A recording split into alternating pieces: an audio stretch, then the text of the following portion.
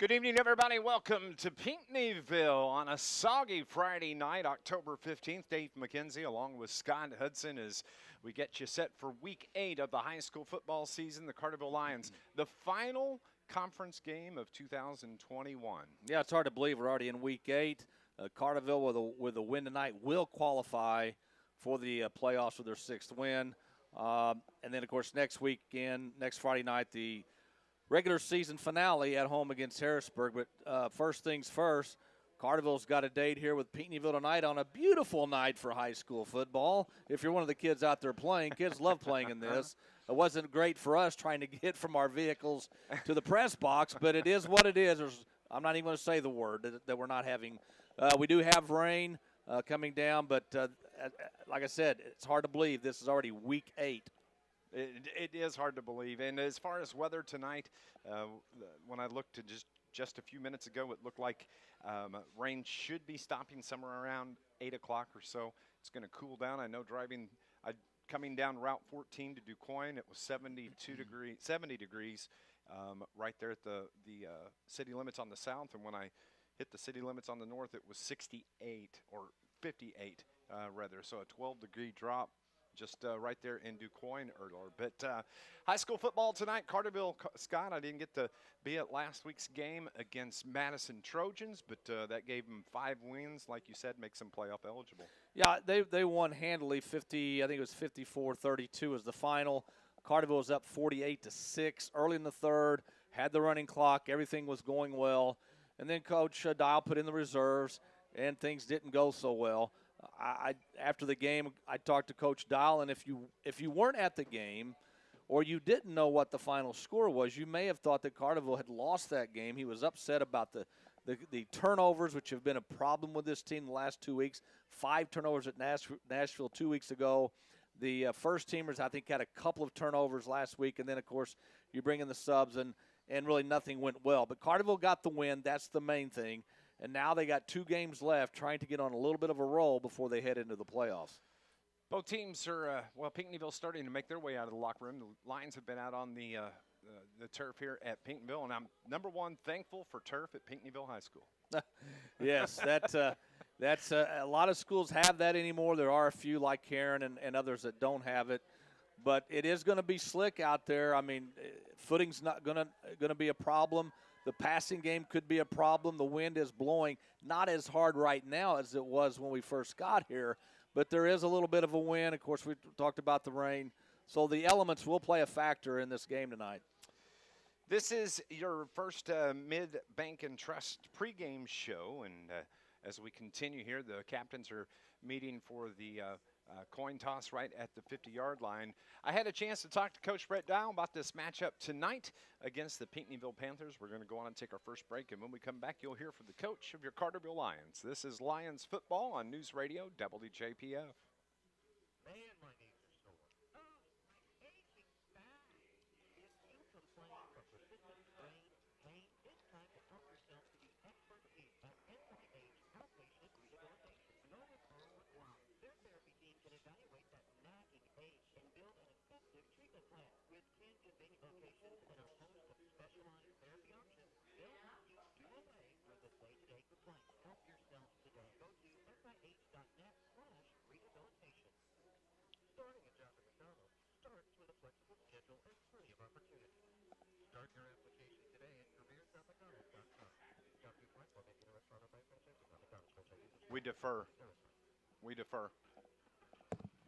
We defer. Starting a job at McDonald's starts with a flexible schedule and plenty of opportunity. Start your application today at careers.mcdonalds.com. Job you apply for may be in a restaurant or by franchise. McDonald's franchisees responsible for employment service. Real comfort. That's what you get with a new Quality Door Comfort System from Charlie's Air Conditioning and Heating in Carterville. For over 35 years, Charlie's Air Conditioning and Heating saves you money and will keep you comfortable for many future years. Both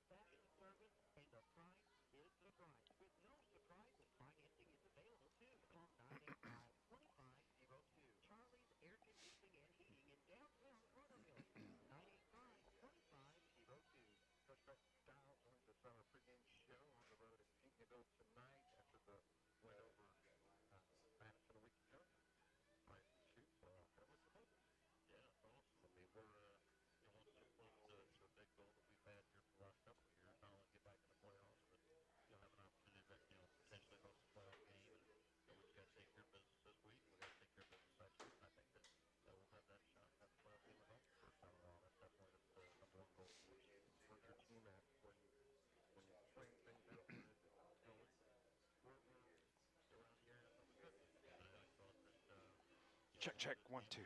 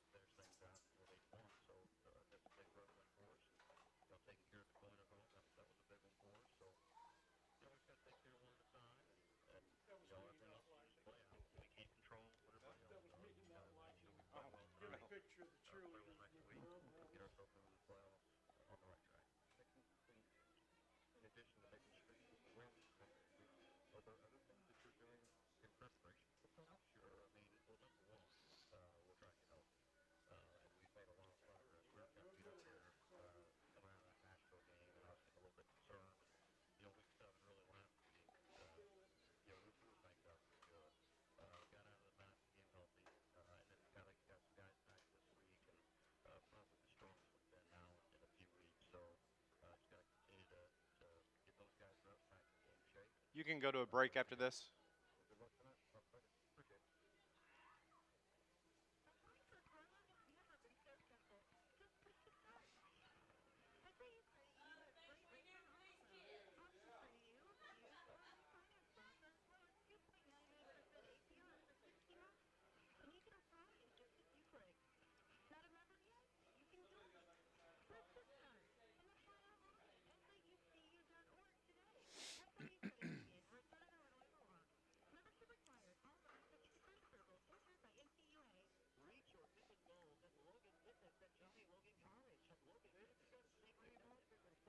Yep, it's up.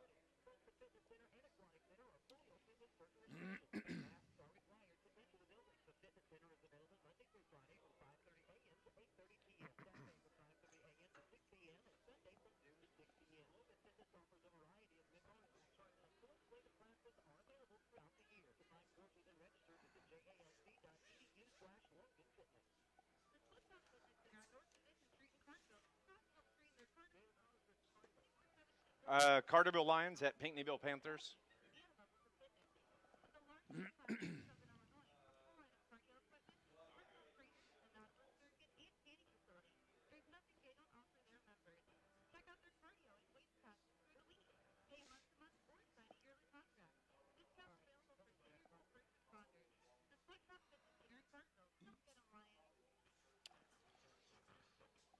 Back at Pinckneyville High School, Dave McKenzie along with Scott Hudson. Not the only game in conference tonight. Scott Hudson, 12 miles away. We're going to be paying attention to the score as the Nashville Hornets take on the DuQuoin Indians. Yeah, big conference game. I think more so for DuQuoin than Nashville. DuQuoin really needs that win to at least still have a shot to get in the playoffs.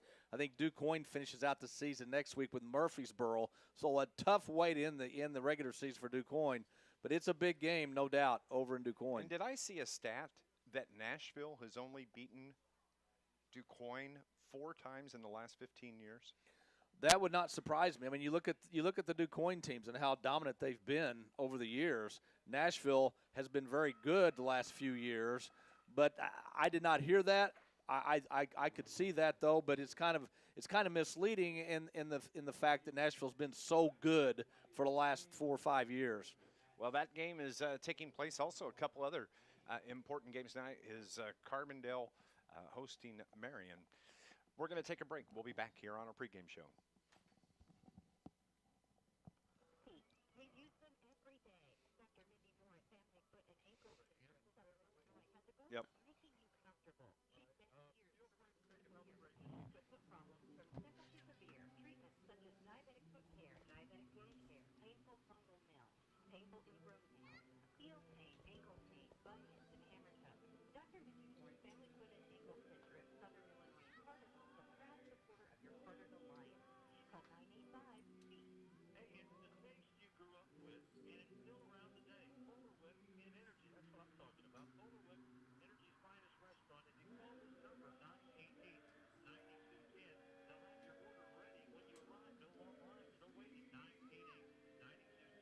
Oh, how about a bowl of chili? How about a double cheese? How about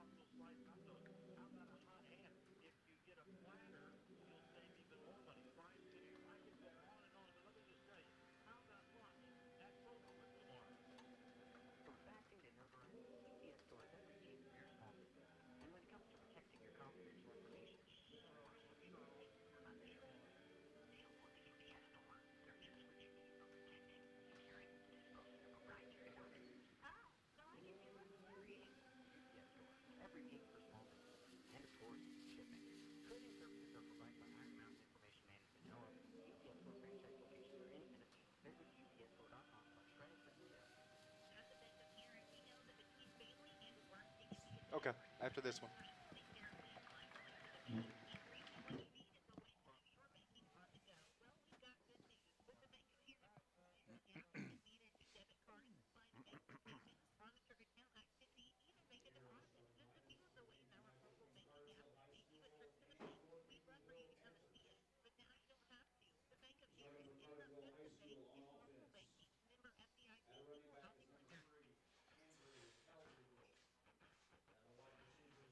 The First Mid Bank and Trust pregame show continues. Dave McKenzie along with Scott Hudson. Scott, a couple of other big conference games tonight.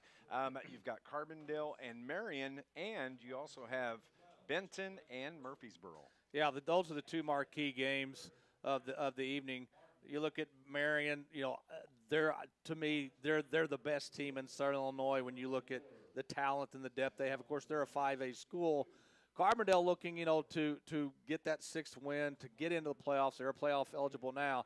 I think it's going to be a tough time for Terriers tonight to pull the upset.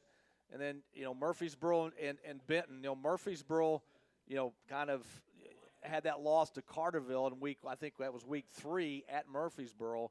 And so now they're trying to win. They're trying to win at home tonight against a Benton team that is undefeated.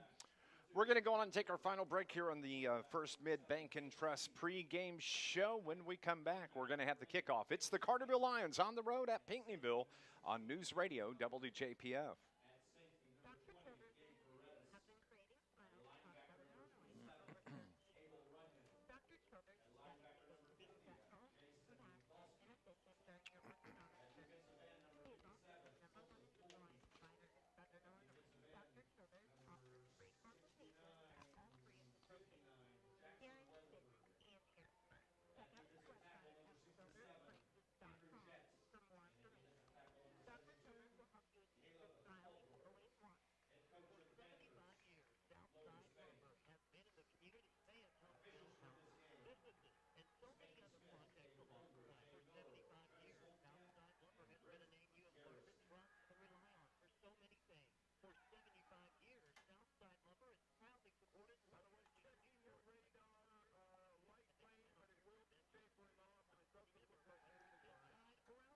Okay.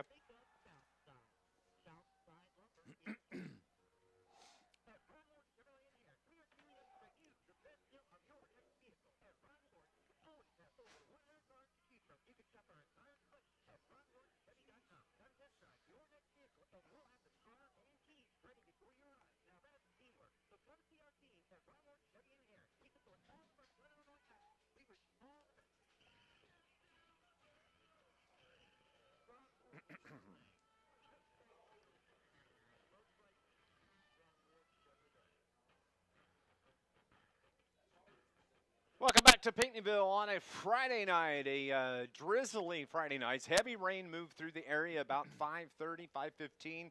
Temperatures dropped significantly. You see the cheerleaders here just below us from Pinckneyville. They've got their sweats on along with rain gear on top of that. But we're getting you set for football as the Pinckneyville Panthers will be receiving the football. Carterville won the toss, but they choose to defer to the second half. So getting you set, Carterville is 5-2 on the season, looking to pick up win number 6. And that's just going to help them in the playoffs as we get set. And the kickoff is away, and that's going to be kicked into the end zone. And that's how Carterville starts. You hear the excitement from the far sideline. That's the Carterville fans over there. Pinckneyville's going to have it 1st and 10. Evan Lennox, with the wind to his back, kicked it almost to the back of the end zone. And I noticed one thing, Dave, when Carterville players came out, of course, when they came out, it was raining a little harder than it is now. Wind was blowing a little harder. I mean, they were pumped. They were ready to go. It's almost like they were going to go out here and have fun in this stuff. Absolutely. Pinckneyville's going to go with quarterback Duke Riggins this evening. We'll pick up the rest of the players as we go along. Pinckneyville wearing their blue jerseys over white pants with the white helmets. Carterville white over white. As the Panthers, the handoff, or no, it's the keeper by the quarterback, Riggins, and he's popped after a gain of about 1 yard, and that's going to bring up second down for the Panthers. Yeah, Cordes, the right defensive end for Carterville, was the first one to meet him. Great ball fake. I thought the running back had the ball, But Carterville, you know, they weren't tricked by it, and they brought the running back or the quarterback down for only a 1-yard gain. Second down and 9 from the 21 after the gain of 1 by Riggins. Panthers have it. Opening drive of the game. From the shotgun, the snap, it's the give to the running back. He gets out across the 25 to about the 28-yard line. Big pop there on that run on the carry by the Panthers. Yeah, Talon Walker, the other defensive end for Carterville, making the stop, bringing up third and about 3. We've got a timeout on the field. Hartford's going off the field, so might be a equipment issue. Ball is at the 28-yard line of the Panthers. From the shotgun, Riggins gives it to his running back, first down and more. And that was a nice blast up the middle by the Panthers. This Pinckneyville team, they can run the football. Well, that's the last few years, that's been their bread and butter. And quick hitters up the middle is what we've seen so far tonight. I mean, there's no hesitation in the backfield. It's get the ball and go north and south, and they picked up their first down of the game. Ball is at about the 33-yard line of Pinckneyville. A gain of 5 on that carry as Duke Riggins, the quarterback, takes the snap. He's going to keep it, tries to get off the left side. He's wrapped up right there. Nice job defensively by the Carterville Lions. Number 52, that's Ivan Jones. Yeah, we called his name a lot last week and at Nashville 2 weeks ago. Ivan Jones is having a heck of a senior season.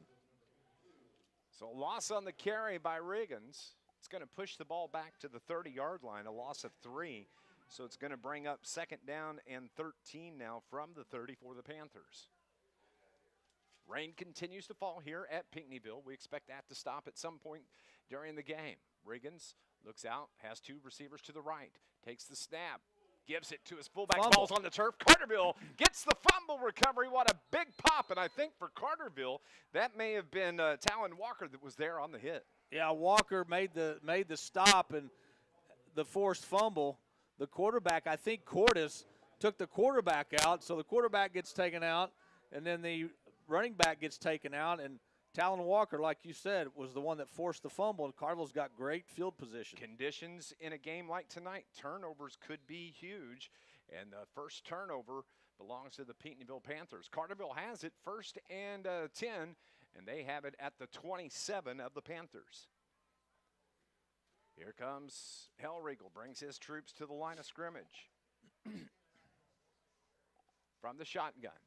He's going to keep it, takes it off left tackle, right up the middle, wrapped up, spun to the turf after a gain of about 7, maybe 6, but we'll see where the official mark is, but a big run from Andrew Hellriegel. Yeah, Hellriegel, just the ball fake goes up the middle. Ball security is going to be something that I'm sure is going to be talked about tonight by Coach Dow. Was probably talked about all week in practice. Carterville cannot have turnovers here tonight. Hellriegel quickly to the line of scrimmage, takes the snap, swings it out to the left side. That's Peyton Biddle. Biddle has a first down, hits the turf, and kind of rolls. I think he was expecting to get hit and or at least get touched, but it's going to move the chains, giving the Lions a first down. 2 plays, first down. And the ball right now at about the 13-yard line officially. Hellriegel takes the snap. This time he's going to keep it off left tackle, right side, and gains it down to about the 5-yard line. Carterville has it first and goal. Carterville going quickly with this offense. Or excuse me, second and goal. From the 5-yard line. Yeah, they can pick up a first down. 8.5 remaining here in the opening quarter for the Lions. The ball at the 5. Hellriegel, again, he'll operate from the shotgun the entire game. Takes a snap. It's the give to Carterville's Ethan Lanham, and Carterville gets the touchdown on the touchdown carry by Ethan Lanham. Well, a great start for Carterville's offense. 4 plays, and they're into the end zone after they forced the Pinckneyville turnover. 5-yard carry from Lanham gives the Lions the first touchdown of the game. It comes at the 8:18 mark of the first quarter. And Carterville leads it 6-0. And on for the extra point is going to be Lutenbacher. As Pinckneyville jump, that's going to move the ball forward half the distance to go. Will Brett Dial go for two? Well, last week Madison did that about 3 times, and I think 2 of those times Coach Dial brought in the offense, but going to elect for the extra point here. Jaron Lutenbacher, the kicker, the snap, the hold, the kick is no good. It was wide left, and Carterville, with 8:18 remaining in the opening quarter, leads the Panthers 6-0. This is Lions football on News Radio WJPF. Don't let the name go. The international brother of the Lions will work from the 702 represents more. Current leader in the rank, the Pinckneyville.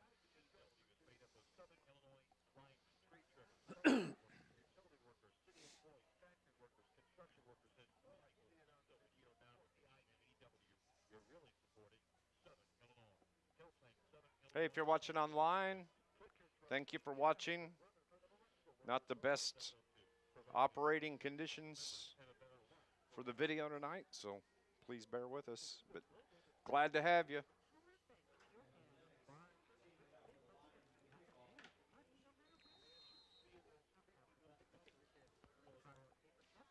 Wow.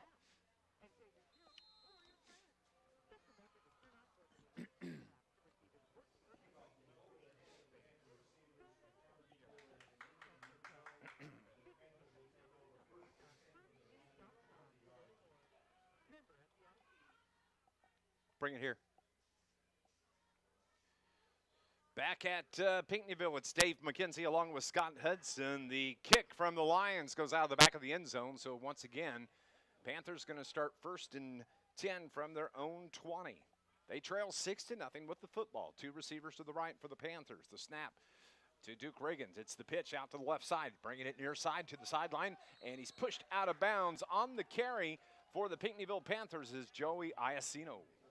Yeah, good job by the left side of the Pinckneyville offensive line to make sure he could get to the outside. Carterville's defensive end on that side was not able to cut across the line of scrimmage and turn that play to the inside.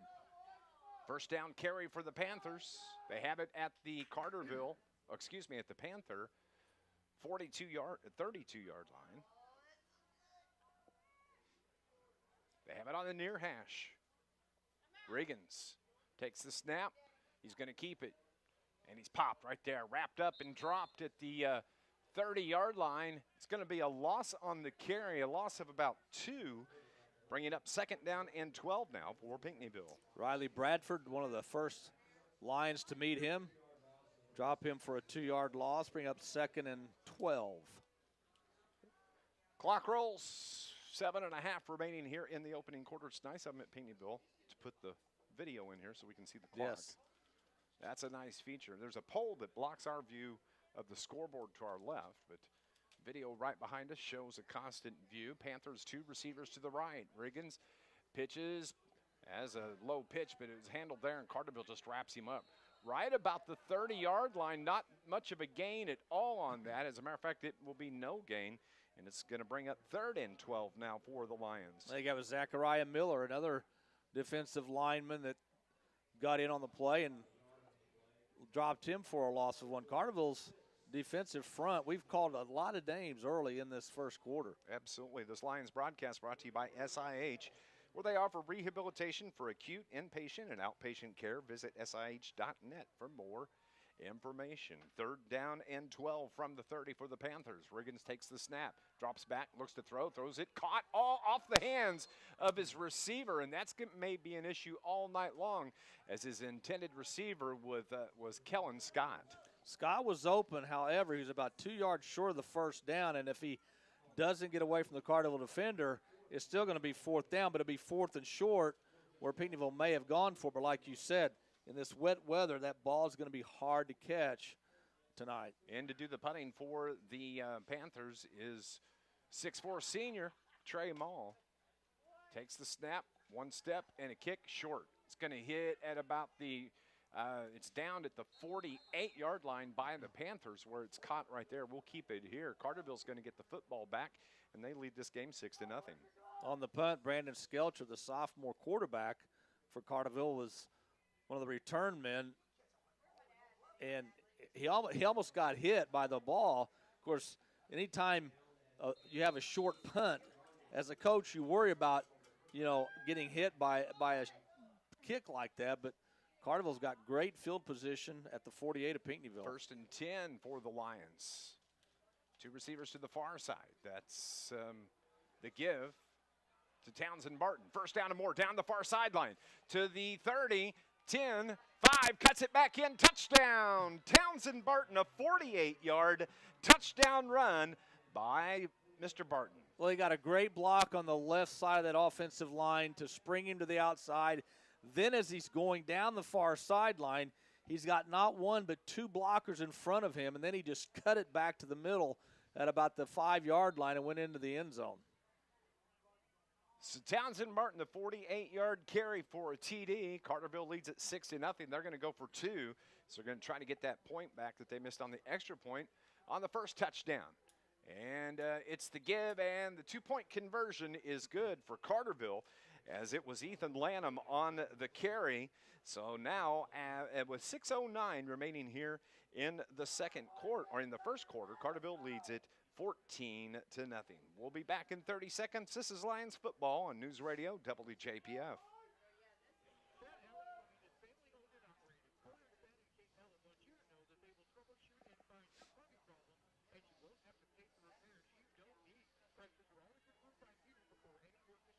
They specialize in tankless water heaters, saving you money on energy pumps. There are only 1 or 2 companies in Illinois that perform trenchless repairs on water and sewer lines, saving time and money. Anytime, 2021. Or find them at SanEllenPlumbing.com. San Ellen Plumbing, plumbing experts.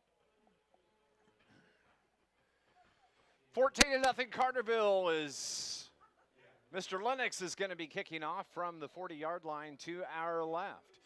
The kick is going to go over the head of the deep man for the Panthers. And once again, it's Panthers football, 1st and 10 from their own 20. That's just an extra weapon that some high school teams don't have. A kid who kicks off, who can drive it into the end zone and force the other team to start at their own 20. Of course, Lutenbacher does the extra points. But Lennox has a big leg, and he has shown it the last couple of weeks. Kicking game for the Lions is strong. Lutenbacher hit a couple from about 35 field goals from the 35. It's the pitch by the Panthers. They get it to the outside, popped at about the 20-yard line. Little to no gain as he was pushed out of bounds. On the carry for the Panthers is going to be Joey Iacino. Zachary Rice came up from his defensive back spot to make the stop. Short gain, about a half a yard, bringing up 2nd down and 9 now from the 21 for the Panthers. Yeah, just about every snap, Carterville's bringing just about everybody other than the defensive backs, trying to blow up the play before it gets started. They've done a good job so far, except for one really big run is Riggins. It's the pitch to Iacino, tries to get to the outside, upended as it was Ivan Jones, I believe, out there that got a hand on him and tripped him up. I think it was Cordes who had him by the jersey high, and then Jones hit him low. So it's going to bring up 3rd and long for Pinckneyville with 5:40 to go here in the first. 3rd and 10 from the 20 now for the Panthers. Rain looks like it may have just a little bit of drizzle. Continues to fall here at Pinckneyville. Duke Riggins, the quarterback, is going to keep it straight up the gut. Makes a move to the outside. 1st down, cuts it to the outside. Peyton Biddles there, forces him out of bounds, but nice run by the Pinckneyville Panther quarterback, Duke Riggins, as he just kept it, cut it to the outside, and gets a big 1st down. Yeah, maybe caught the Lions napping a little bit. Lions may have thought the obvious passing situation, but they run the ball, and their biggest play of the night gets them out of deep in their own territory and out near the 44-yard line. So the Panthers have it at their own 44. It's the clock stopped at 5:12 here in the opening quarter. Carterville leads this game 14-0. And Carterville jumps offside as it's Cordes that got a little happy coming across the line, so that's going to move the ball forward 5 yards, bringing up 1st and 5 now for the Panthers. Hard count, got Cordes to jump. First real miscue of the night for Carterville. First penalty on the Lions. So now it's 1st and 5 from the 49. Quarterback's going to keep it straight up the gut. Picks up about 4 yards. He's going to be a yard short of a first down, bringing up 2nd down and 1 now for the Panthers. Take a Zachariah Miller again, making the stop. Going to bring up 2nd and 1.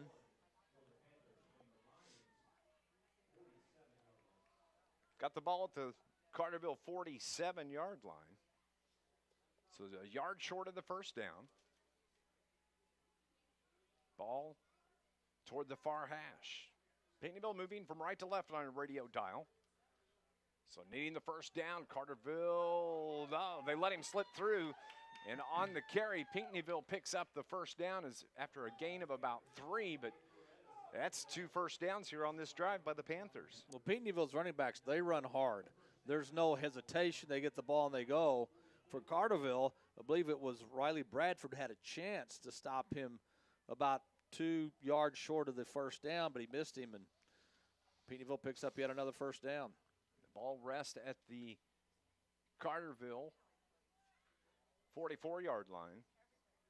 1st and 10 for the Panthers. Duke Riggins, the quarterback, takes a snap. Oh, Carterville's right there, snuffs him out. That's Jordan Cordes, gets him in the backfield. It's going to be a loss of about 3 yards on that outstanding play from Carterville's Jordan Cordes. Yeah, Cordes not only blew up the running play, but he also blew up the potential pitch to the outside. So a good play by Cordes. Loss on the play by Cordes. Going to put the ball at the 49 of Carterville. So a loss of 5 on that. Outstanding job by Cordes to blow that play up. So it's 2nd and 15 now from the 49 of Carterville. The pitch to Iacino. He's wrapped up right there, and Cordes once again is just, Carterville is just busting that line. Well, somebody for Carterville came through the line and forced the quarterback to pitch probably before he wanted to. That allowed Cordes to just come across from his defensive end position and make another big play. Another loss of about 4 puts the ball back at the 45 of Pinckneyville. So it's 3rd down now and 21 for the Panthers.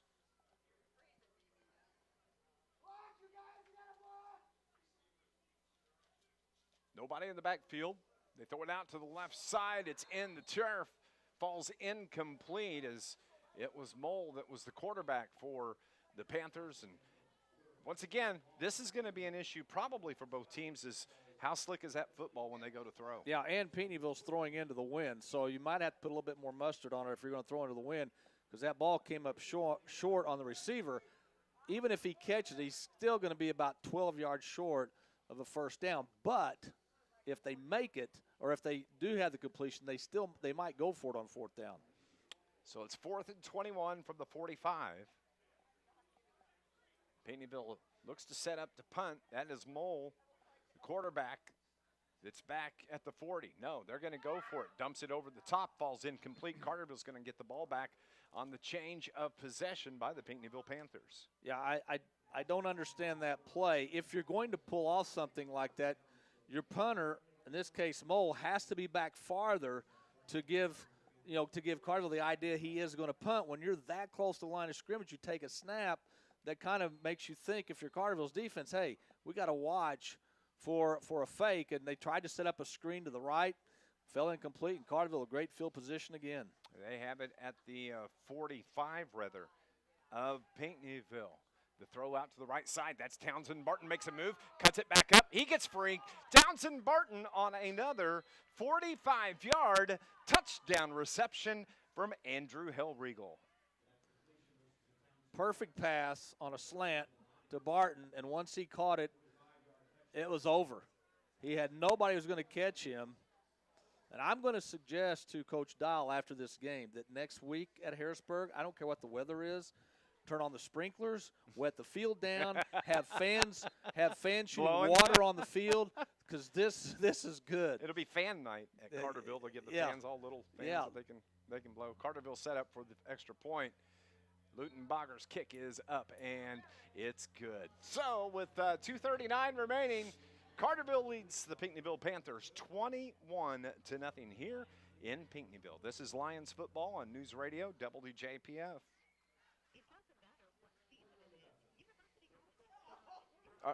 All right, bub. Thanks. Okay.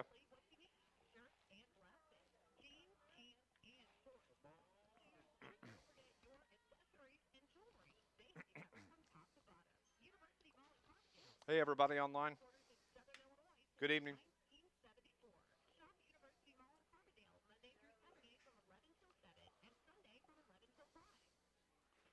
This Lions broadcast is brought to you by Charlie's Air Conditioning and Heating in downtown Carterville for over 30 years. Charlie's can handle any heating or cooling system issue you may be experiencing, and no job is too big or too small. Call 985-2502. Carterville leads 21-0. The kick once again from Lennox goes into the end zone, so touchback, and Panthers are going to have it 1st and 10 from their own 20. Everything's been Carterville's had one penalty. I think Cordes jumped off sides, and that's been the only miscue for Carterville in this first half. Defense has given up a couple of long runs, but we're able to stop those drives. Good first quarter by the Lions. Yeah. That drive, though, by Pinckneyville, where they the change of possession, give it back to the Lions, it was a 10-play drive. That was the longest drive of either team so far here tonight. But Townsend Barton, 2 big touchdowns here. Fumble. Ball's on the turf. Carterville's right there. Fumble recovery for the Carterville Lions. I think it was Riley Bradford who came in and forced the fumble. And Zachariah Miller, is the defensive lineman that recovers the ball. But I think it was Riley Bradford who came through the middle of the line and jarred the ball loose. And Carterville's back in business again. Turnover game being won by the Lions here tonight, as that's the second turnover. Both fumbles. Carterville's got 2 recoveries. And, boy, they have the ball at the 21-yard line of the Panthers, 1st and 10. Hellriegel brings his troops to the line of scrimmage. 3 receivers to the right, 1 to the far side. Claps his hands, takes the snap. Throws it out to the far side. Blake Berkey has it. Makes a move, cuts it up inside, powers in, keeps the legs driving, and falls forward just about a yard short of the goal line. So Carterville is going to have it 1st and goal from about, it looks like actually the 2-yard line in Panther territory. Great run after the catch by Berkey. Caught it around the 10, 15-yard line and got it all the way down to the 1. 2 receivers left. Running back in the backfield with Hellriegel. He's going to roll to his left, cuts it up, puts his head down, touchdown for the Carterville Lions. Andrew Hellriegel, a 2-yard touchdown run, and that comes at the 2:03 mark of the first quarter. And he had Lutenbacher wide open in the end zone on the far side, and I don't know if he didn't see him or he thought it was just easier to run it in himself, but another touchdown for Carterville.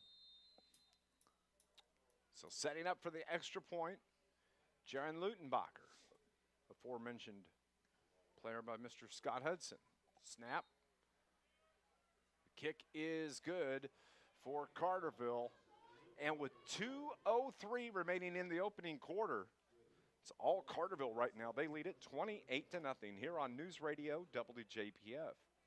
Rain or shine, we now current lawn service, Carterville. It's a locally owned and operated business serving Southern Illinois for over 40 years, specializing in much more than commercial or oil. Solar as well, home tree trimming, wood tree removal, landscaping maintenance, and much more. Call 534-8148. Rain or shine, sleet or snow.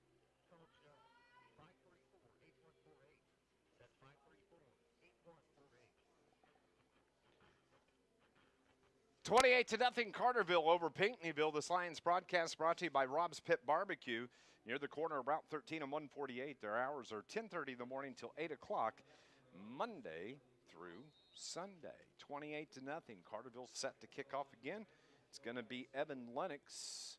Puts the leg into it, gets it out, and again, another touchback for the Lions. One score update. Heron leads Harrisburg 7-6 in the first half. Of course, Carterville going to be playing Harrisburg next Friday night at home. It'll be senior night for the Carterville Lions. And I believe Harrisburg has 3 losses on the season, so they're going to have to beat either Heron or Carterville to be playoff eligible. So these are 2 very important games for Harrisburg. Of course, Carterville Lions became playoff eligible after the win over Madison a week ago. Panthers football, they have it 1st and 10 from the 20. Riggins keeps it, late pitch out to Iacino, gets to the outside, but he's going to be pushed out of bounds. It's going to be a loss, maybe a couple of yards, bringing up 2nd down now for Pinckneyville. The success Pinckneyville's offense has had tonight is between the tackles, those quick hitters up the middle. And that's probably been one of the, I don't know if you want to call it weaknesses, but one of the things that Carterville needs to get better at going into the playoffs. Teams have been able to run between the tackles on Carterville, going back to the DuQuoin game, going back to the Nashville game. Teams were able to really run against that interior line of Carterville. 2nd and 13 for the Panthers from the 17. They lost 3 on that last play. Pitch to the outside is caught. Nice catch by Pinckneyville Panthers receiver, and that was Kellen Scott on a low ball, but caught it, was pushed out of bounds. So a gain of about 5. It looks like it's going to bring up 2nd down and 8 now. Excuse me, 3rd down and 8 for the Panthers. That was not an easy catch at all. Was having to reach back and low to pull that ball off the turf. Ball at the 23-yard line, 3rd and 8 for the Panthers. 2 receivers right.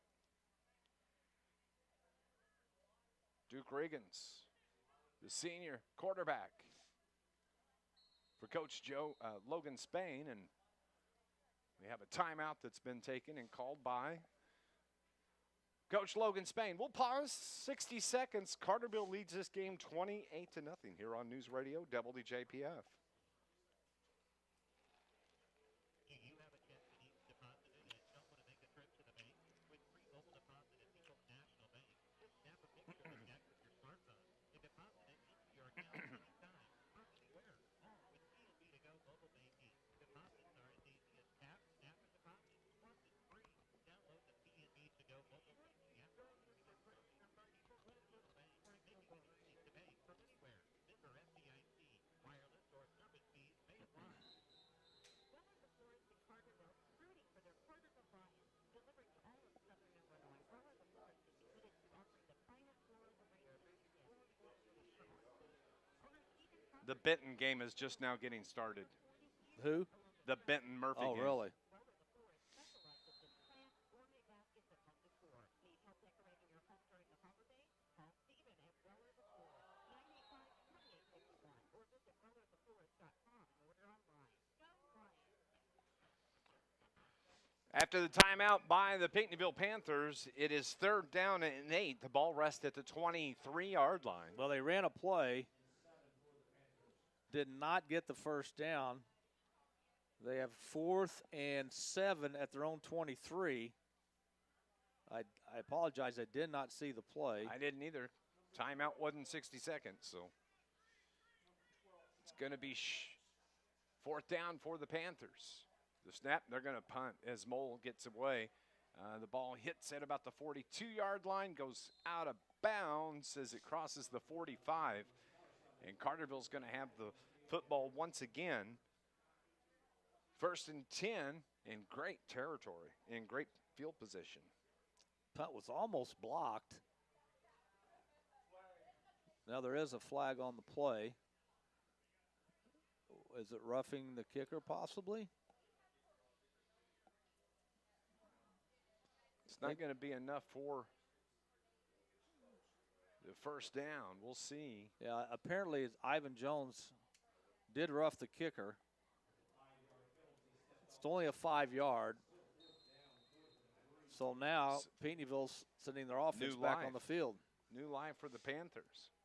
17 seconds remaining here in the first quarter in a 28-0 game. Panthers now facing 4th down and 3, but they're going for it. Throws it out to the far side. It falls incomplete. And so Carterville is going to get the ball back with 13 seconds remaining here in the opening quarter, and they lead it 28-0. Receiver was wide open, just a low throw, and the receiver couldn't come up with it. So Carterville, Andrew Hellriegel, and his Lions offense make their way onto the field. The ball resting on the near hash. Carterville moving left to right. They bring 2 receivers to the near side. That's Lutenbacher and Berkey. They put Barton in motion. They give it on the handoff out across the 15, the 20, down to about the 15-yard line on the carry by Burke Lang. No, that's Hartford. Oh, excuse me, Ryan Hartford, yes. Hartford with a nice run. Another first down. And that's how we're going to end the first quarter. Carterville leads the Panthers 28-0 at the end of one. We'll be back in 60 seconds. It's Lions football on News Radio WJPF.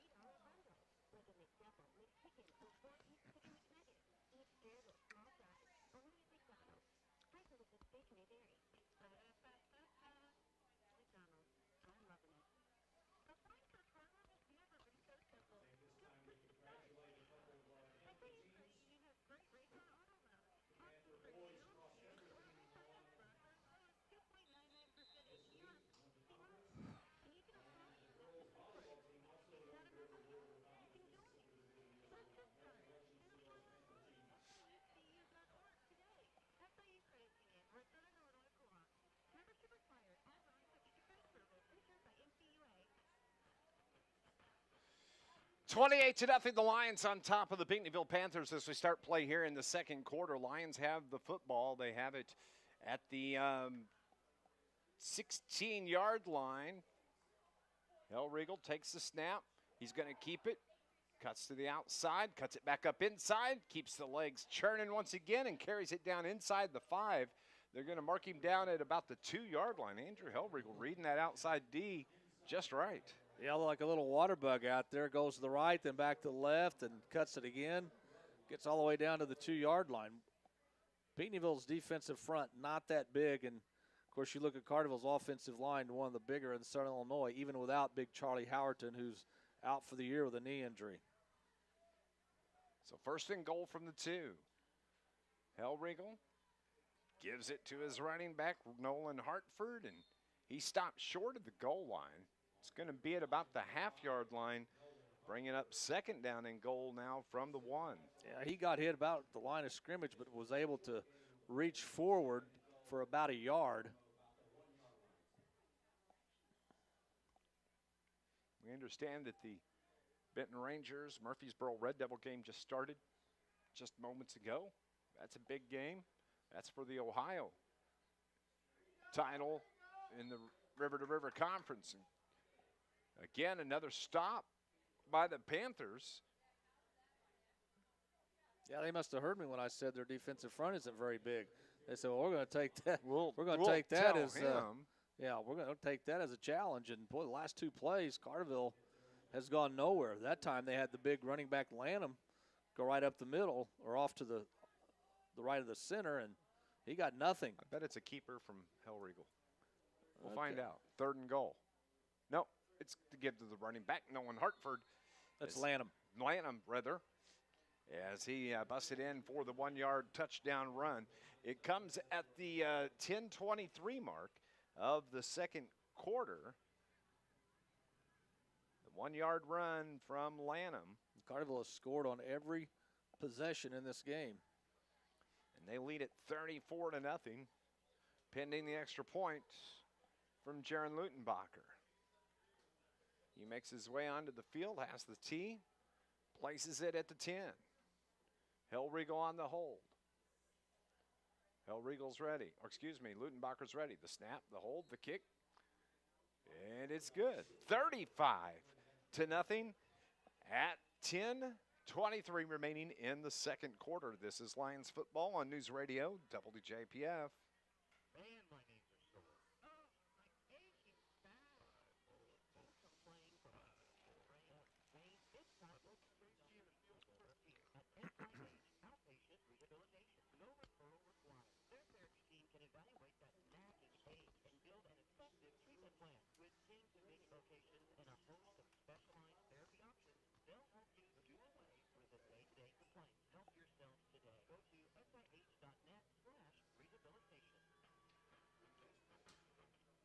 This Lions broadcast is brought to you by IBEW Local 702, proud supporters of Carterville Lions Sports. IBEW Local 702, dedicated to providing a better lifestyle for members and a better life for all. Carterville set to kick off once again. I wonder what will happen here, Scott Hudson. Well, they've actually got the ball laying flat on the turf, so this is going to be for a squib kick. Yeah, it's not Lennox kicking either. So and it's short hopped and fallen on by Panthers. I believe that's Allen Irvin on that is a little liner kick for the Panthers. Burke Lang doing the kicking for Carterville. So this will be Pinckneyville's best starting position because all of Carterville's kickoffs have gone through the end zone. 1st and 10 for the Panthers. They have it at the 31-yard line. It's the keeper by the quarterback, Duke Riggins, falls forward for a gain of about 2 on that carry, bringing up 2nd down and 8 now for Pinckneyville. Yeah, Carterville's linebackers, they're just either trying to guess the snap count or taking off, hitting the gaps when the ball snapped. Ball's at the 32-yard line. Apparently we've had a safety at Heron, as now Harrisburg leads Heron 8-7. That was 7-6 Heron. So the Panthers, Riggins keeps it after the RPO, falls forward for about 3 yards, takes it out to about the 35-yard line. It's going to bring up 3rd down now for Pinckneyville. Cordes and Marshall Blythe in on the stop. So 3rd and about 5. They're going to say 6. From the 35. The rain is almost quit, I believe, looking at the lights across the field. Nice crowd by Carterville tonight, considering the weather. Yeah. Panthers, Riggins pitches it late. Iacino tries to get to the outside. Carterville's got 1 guy, 2 guy, 3 guy there. They finally knock him out of bounds, short of the 1st down on the far sideline. And so Panthers once again are going to be facing a 4th and short here in the second quarter. Well, coming all the way from the other side of the field to make that stop out of bounds was Cordes. I think it was Zachary Rice for Carterville came up and tripped him up to slow him down, and Cordes finished him off. Ball's at the 39 of Pinckneyville, 4th and 2. Panthers send 2 receivers to the near side. 2 running backs. Riggins is going to keep it popped. It's going to be short. The ball's on the turf. On the turf again. And Carterville indicates they've got it. The officials come in and say, either way, it's going to be Carterville's ball. Yeah. Yep. So another turnover created by this Carterville defense. And I don't know, as Carterville started any drive in this game so far in their own territory? They had it at the Pinckneyville 27, at the Pinckneyville 48, at the Pinckneyville, no, they started 1 at their own 45, okay. The 3rd drive. So Lions have it with 8:11 remaining in the half. And so a chance to extend this 35-0 lead. Out to the far side on the carry for the Carterville Lions. That is Ethan Lanham.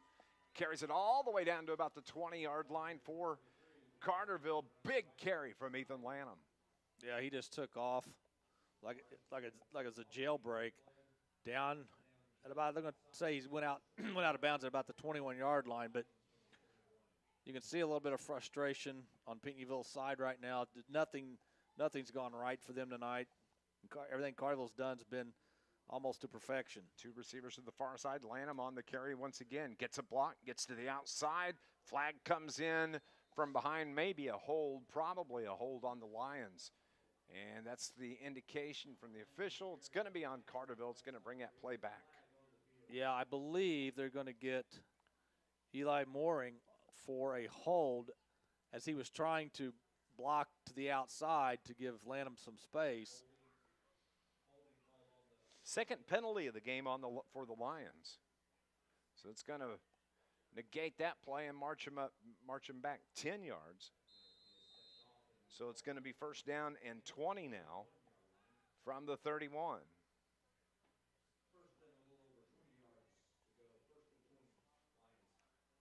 The snap. Lanham carries it to the outside. Gets past the original line of scrimmage and falls forward for another yard or two. So Carterville picks up good yardage on that carry by another flag. And another hold on the Lions. Back-to-back penalties now. Yeah, same play, same result. May have been a different player holding this time, but. And you know there's a conversation taking place on that far sideline. Yes. And it's probably a good thing that we aren't privy to it, and it's going over the airways. Clock rolls with 7:15 remaining in the half. Carterville's football. Hellriegel throws it out across, and it's caught. I believe that may be Berkey, or is that Cordis?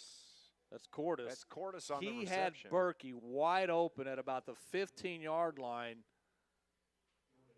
And I don't know if the play was designed to go to Cordis first. That was his primary receiver. But Berkey was wide open at about the 15. Second and 26. Excuse me. Throw across the middle. Wide open. Berkey. First down and more for the Lions as he carries it down inside the 5-yard line to about the 3.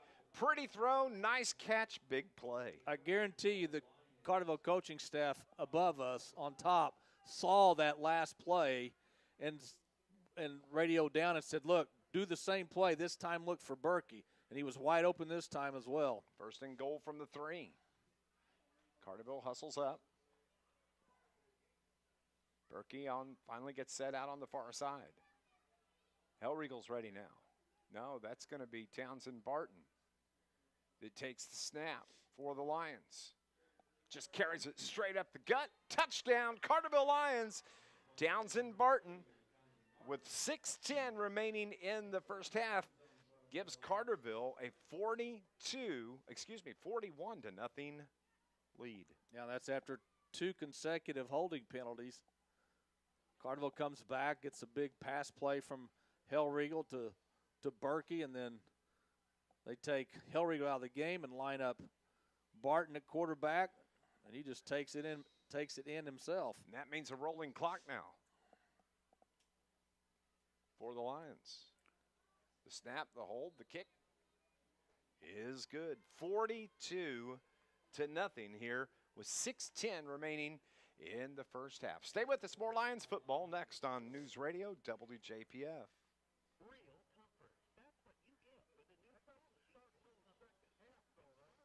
Yeah, And heating probably. for over 35 years. Charming air conditioning and heat saves you money. And you know there for that is the price is the price. With no surprise, find out. 2502. Air conditioning and heating in downtown Carterville. 952502. Lions broadcast is brought to you by Farm Fresh in Carterville under new management since 2018. They're open every day. Farm Fresh offers local meats, craft groceries, hard to find candy, milk in a glass, chocolate milk. Scott Hudson, go Lions. Gotta love that chocolate milk in the glass. It's nothing, I love nothing better. There is nothing better than Farm Fresh chocolate milk. We say that every week. That's true. It is true. So Carterville leads this game 42-0. The kick is on the ground. It's taken right at the 35-yard line. So Pinckneyville gets the ball back. They're going to have it 1st and 10 from their own 35. Well, if anybody thought there might be a little bit of a letdown tonight, given the opponent and given that Carterville's got one more game left in the regular season next week at home, no letdown here tonight. And you could almost sense it, or I could, when the players, Carterville players, came out on the field in the driving rain, blowing rain, and they were just having a ball out there. I mean, it looked like they had their game faces on. They were cheering on Lutenbacher as he was kicking his field goals, and so they just want to wrap things up as Riggins keeps it. He's wrapped up right at the line of scrimmage. Little to no gain for the Panthers. It's going to bring up 2nd down and long now for Pinckneyville. One good thing about a game like this, much like last week against Madison, this has been Carterville has a tough schedule, and there's a lot of kids, as Coach Dial said, that have been beat up a little bit, nicks and bruises, and this gives him a chance to get those starters out of the game earlier, get the reserves in, and give those starters a rest going into next week and then into the playoffs. So the ball at the 36 of the Panthers. Duke Riggins takes the snap, fake the throw, going to keep it, popped right at the 35, gets back to the line of scrimmage, but that's about it. It's going to bring up 3rd down and 10 now for Pinckneyville. Yeah, 4 Carterville Lions there. Of course, Ivan Jones, Bryce Smith. I think I saw Zachary Rice was in on that tackle.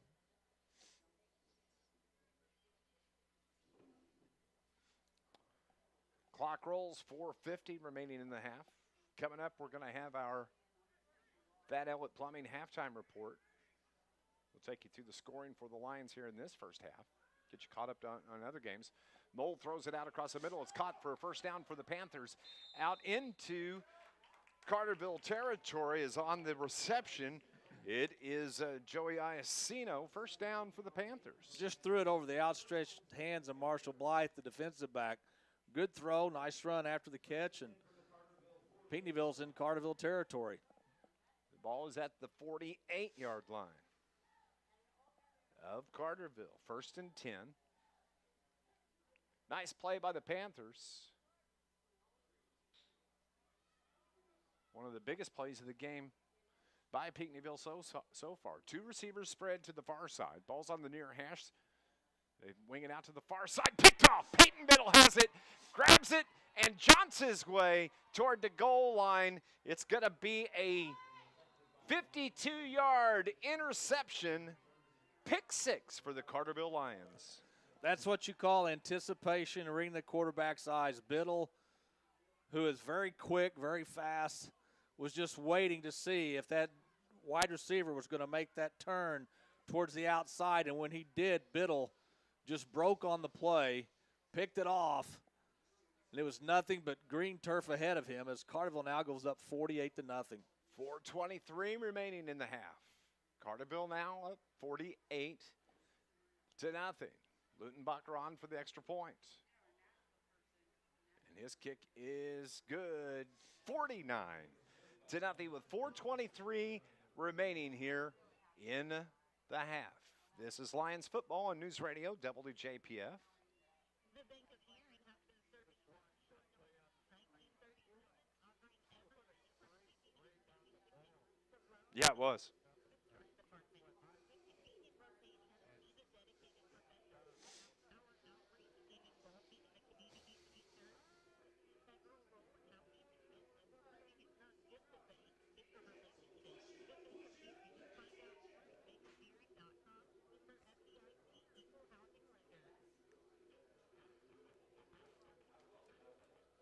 $49-0 after the 52-yard pick 6 by Carterville's Peyton Biddle.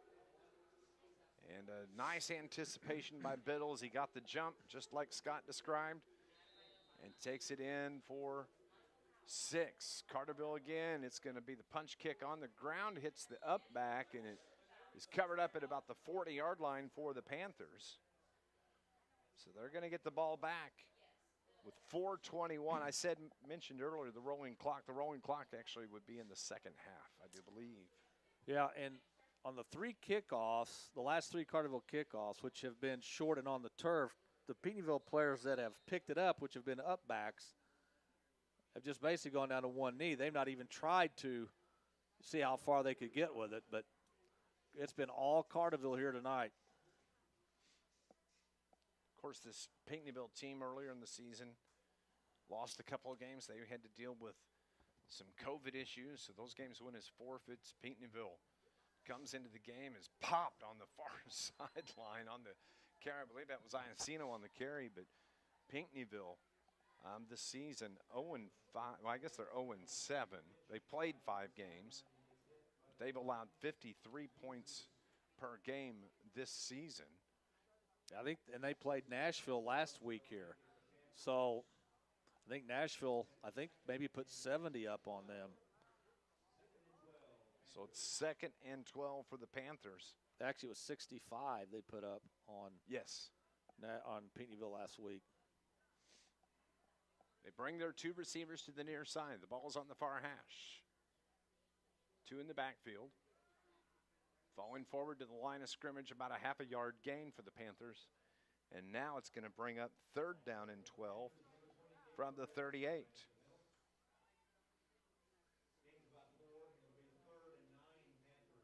Officially 3rd and 9. Coming up, we're going to have our Thad Ellett halftime report and our post-game show. Don't forget, we'll name our Joe's Lawn Care and Snow Removal star of the game. There's a leading candidate for that already. Okay, dare I ask? Got 3 touchdowns. Okay. And Maybe the defense. And I like Cordes too, so I'll throw his name in there. Not that hard, Scotty. Throw over the middle. Nice throw.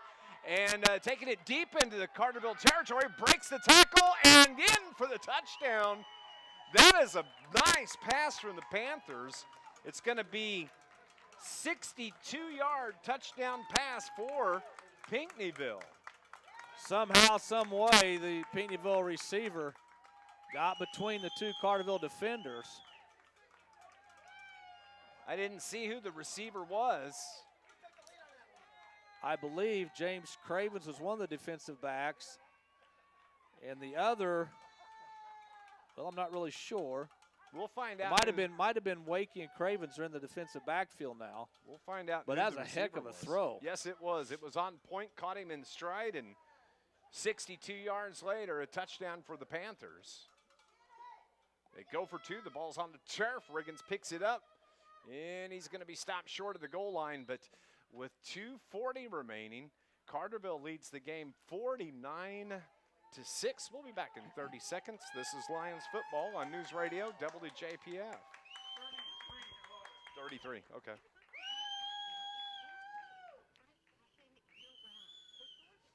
Iacino.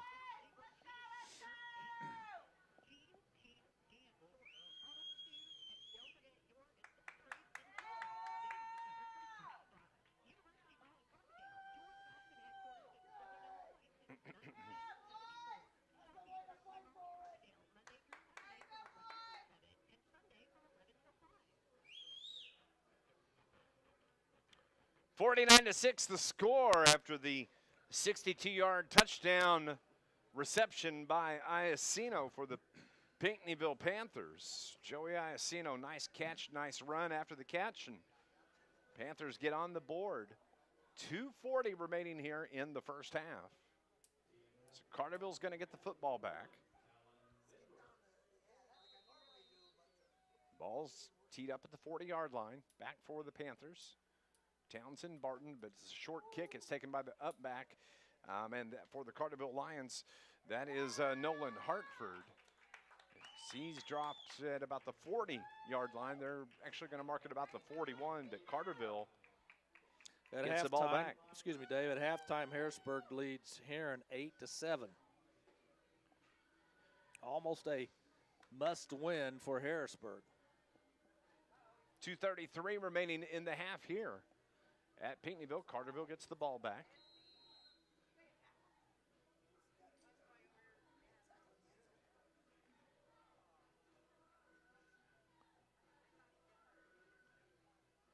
We'll try to get updated scores from around Southern Illinois. A couple big games, DuQuoin, Nashville, also Murphy, Benton. That's for a conference championship.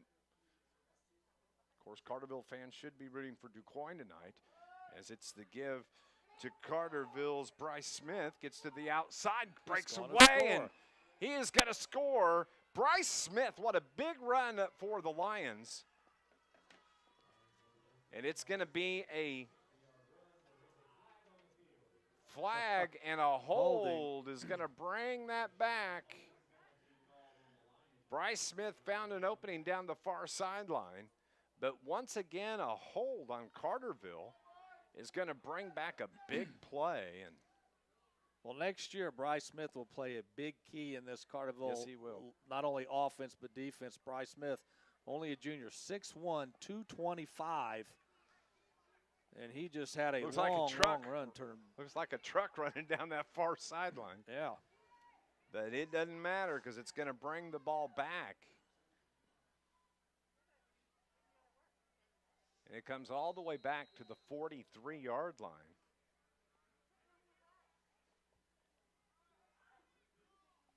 So it's going to be first and 9. Excuse me, should be second and 9.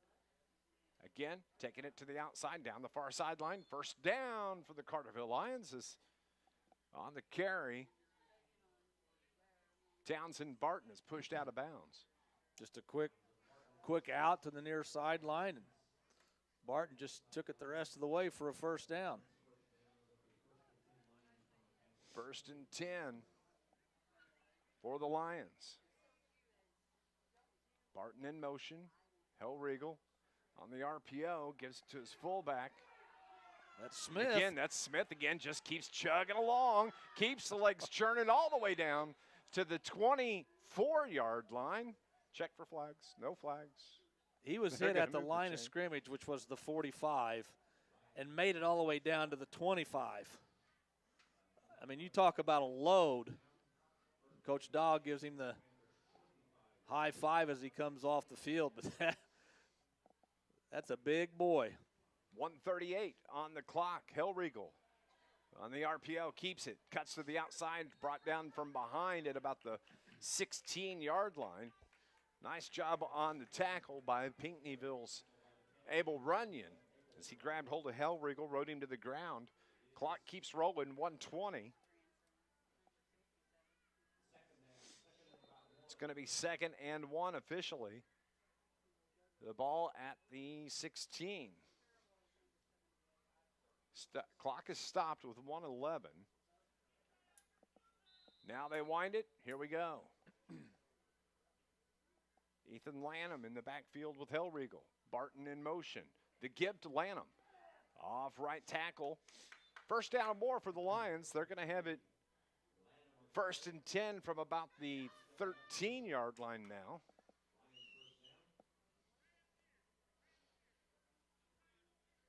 Under a minute we go. 49-6 Carterville. So we make our way toward half. Our Thad Ellett Plumbing halftime report is coming up. Carterville's football. Hellriegel. Oh, nice stutter step. Dekes the man, fights forward down inside the 5 to about the 3-yard line with 35 seconds. Jab step and cut it back. That opened it up for Hellriegel. Yeah, he got the defensive player to stop, and that's all he wanted him to do was stop. Once that happened, 26 seconds. Hellriegel, quick throw to the far side, and in for the touchdown for the Carterville Lions to Townsend Barton.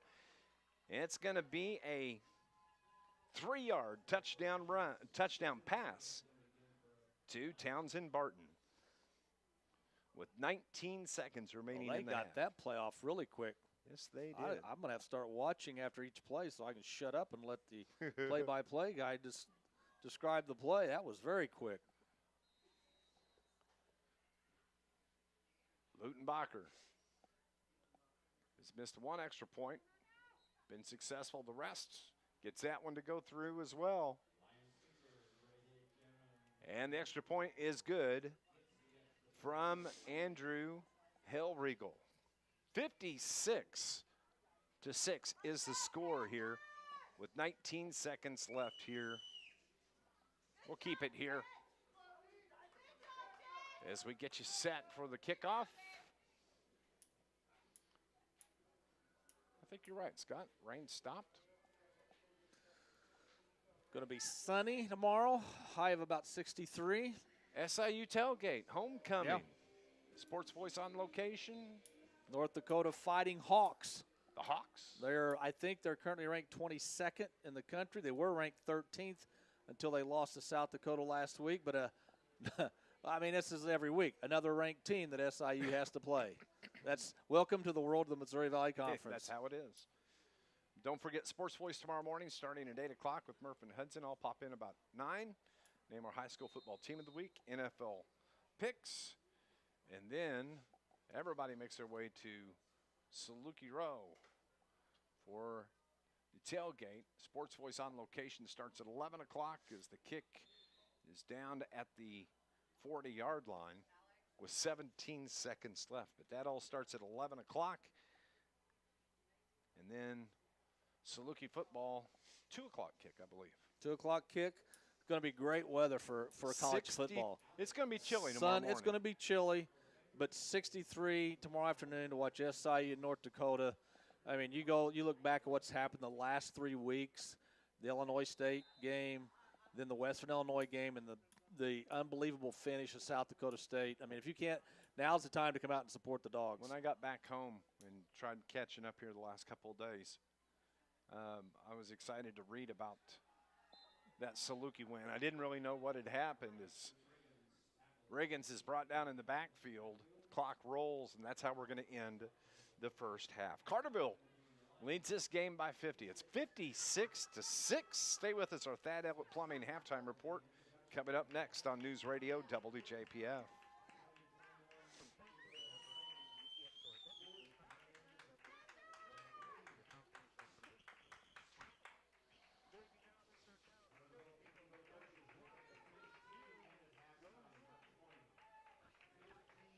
Doubt it. It's a mom.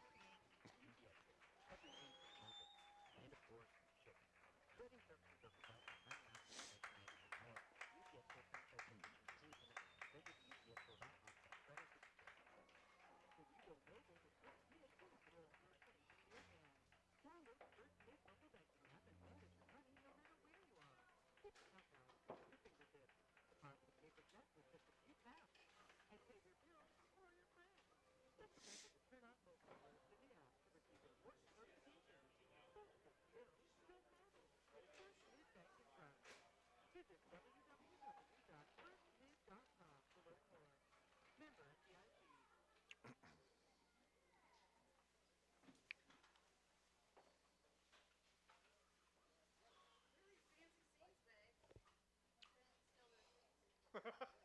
Hey, it's the taste you grew up with, and it's still around today. Polar Whip and Energy. That's what I'm talking about. Polar Whip, Energy's finest restaurant. If you call this number,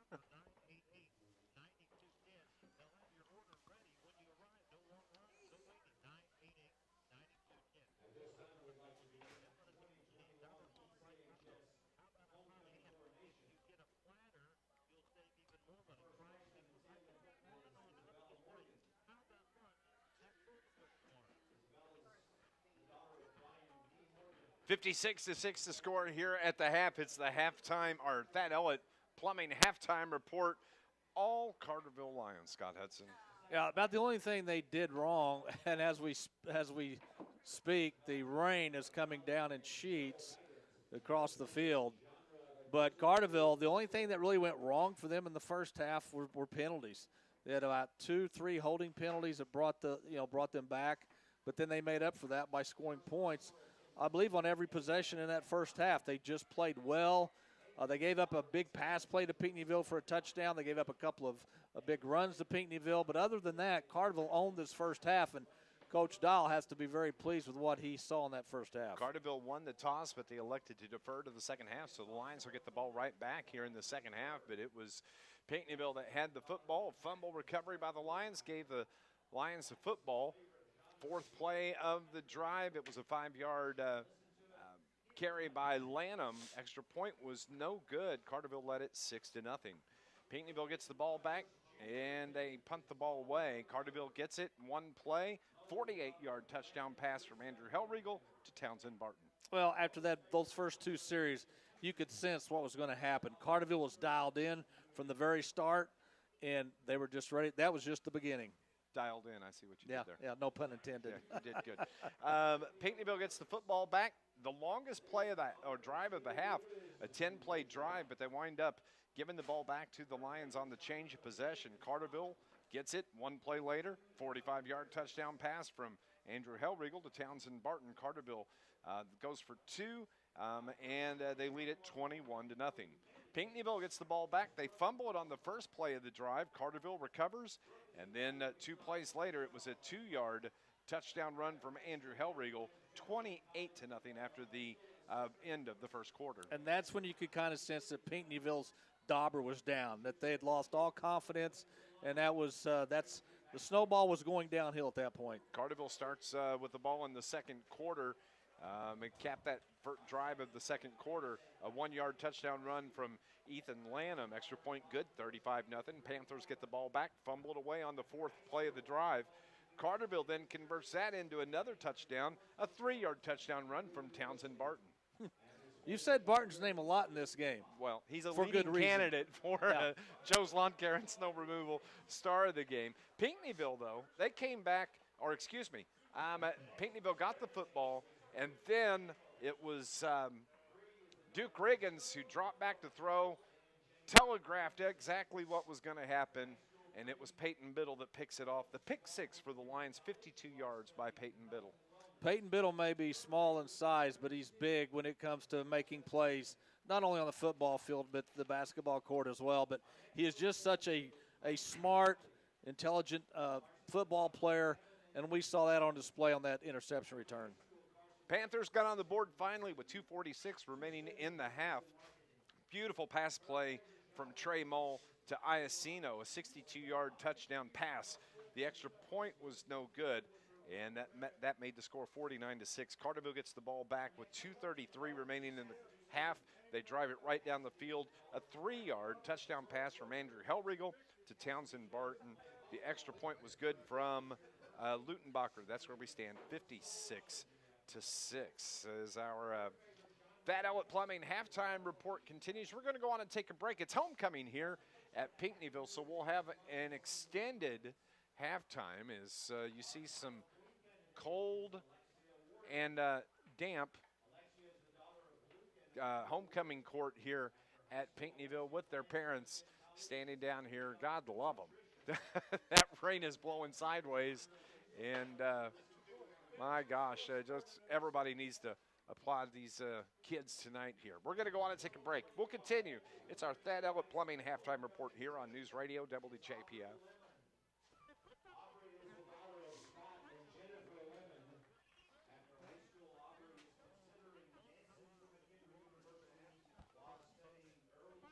Okay. Okay.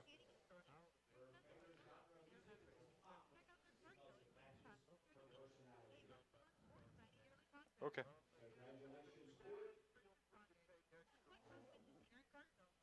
Oh. Okay.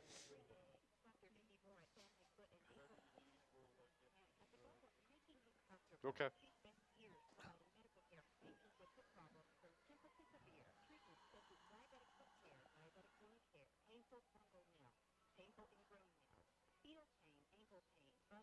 Center at Southern Illinois in Carterville is a proud supporter of your Carterville Lions. Call 985-BEAT. That Ellett Plumbing is family-owned and operated. Owners Thad and Kate Ellett want you to know that they will troubleshoot and find your plumbing problem, and you won't have to pay for repairs you don't need.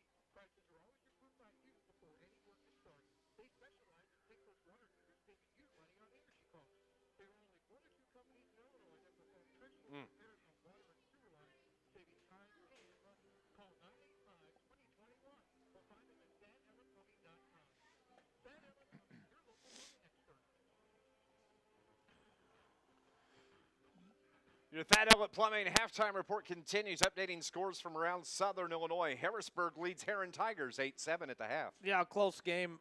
Harrisburg scored first, apparently missed the extra point, led 6-0. Heron came back, scored, made the extra point, 7-6. Then Harrisburg had to have gotten a safety at some point in the second quarter and lead a very close game at half. Well, let's see if this is going to work, Scott Hudson. It takes a magic touch to get my scoreboard to update one score that we had, 28-7. Nashville leads DuQuoin at the half. Honestly, not that surprised by that score. I saw Nashville 2 weeks ago. They're a very good team that can score on the ground, through the air, and they're on a roll right now. 7-0 Mount Vernon over Centralia. Come on, you can do this. Well, technology is fantastic. Love it when it doesn't work the right way. Mount Vernon, as we said, leads 7-0 over Centralia, that game at the half.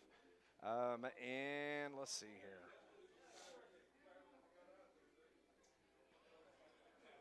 See if I can get a score on the. Not having any luck here, Scott.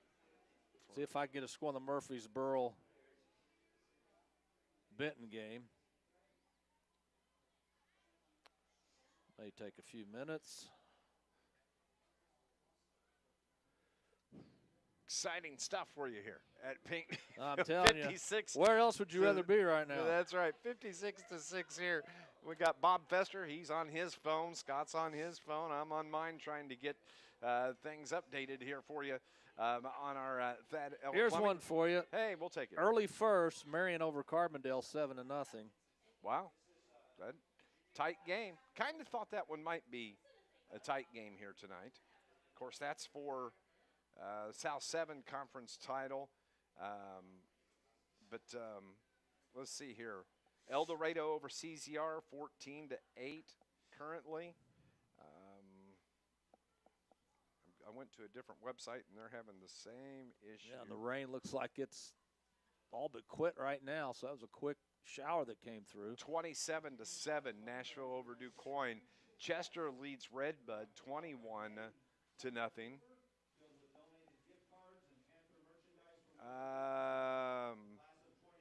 Sesser leads Flora 8-0.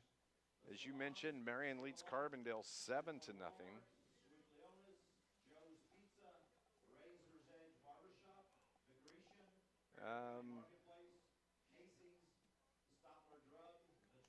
Boy, it's frustrating. I'm going to give up on the scores. We'll do those in the postgame, hopefully. 56-6 is the score here. So, should have a rolling clock to start play in the second half. Yeah, rolling clock, and again, this is a perfect scenario for Coach Dial and his staff. They get the reserves in, they get the starters out like they did last week against Madison to get them some rest heading into the game next week at home against Harrisburg to end the regular season. So far, so good. This was played out exactly the way Coach Dial wanted it to. Exactly, and when we talked to him on our pregame show, the one thing that I asked him, what do you do here the last couple of weeks? He said the most important thing for this Carterville Lions team is to get healthy. He said a couple of weeks ago he was concerned. Of course, Charlie Howerton went down. That was a big blow to that offensive line, but the line has responded great coming in place of Howerton, but starting to get some of the little what you would expect at the end of toward the end of a football season. Everybody's playing with something that's sore, something that's hurt, but maybe, Carterville secured a playoff spot. They're with a win tonight. That's going to put them at 6 wins. That may give them a home game in the first half or in the playoffs. So just get healthy. Yeah, well, getting healthy, and of course losing Charlie Howerton was a big loss. I mean, you're losing a 6'7", 305-pound center that can just open up like the parting of the Red Seas when they run the ball behind him.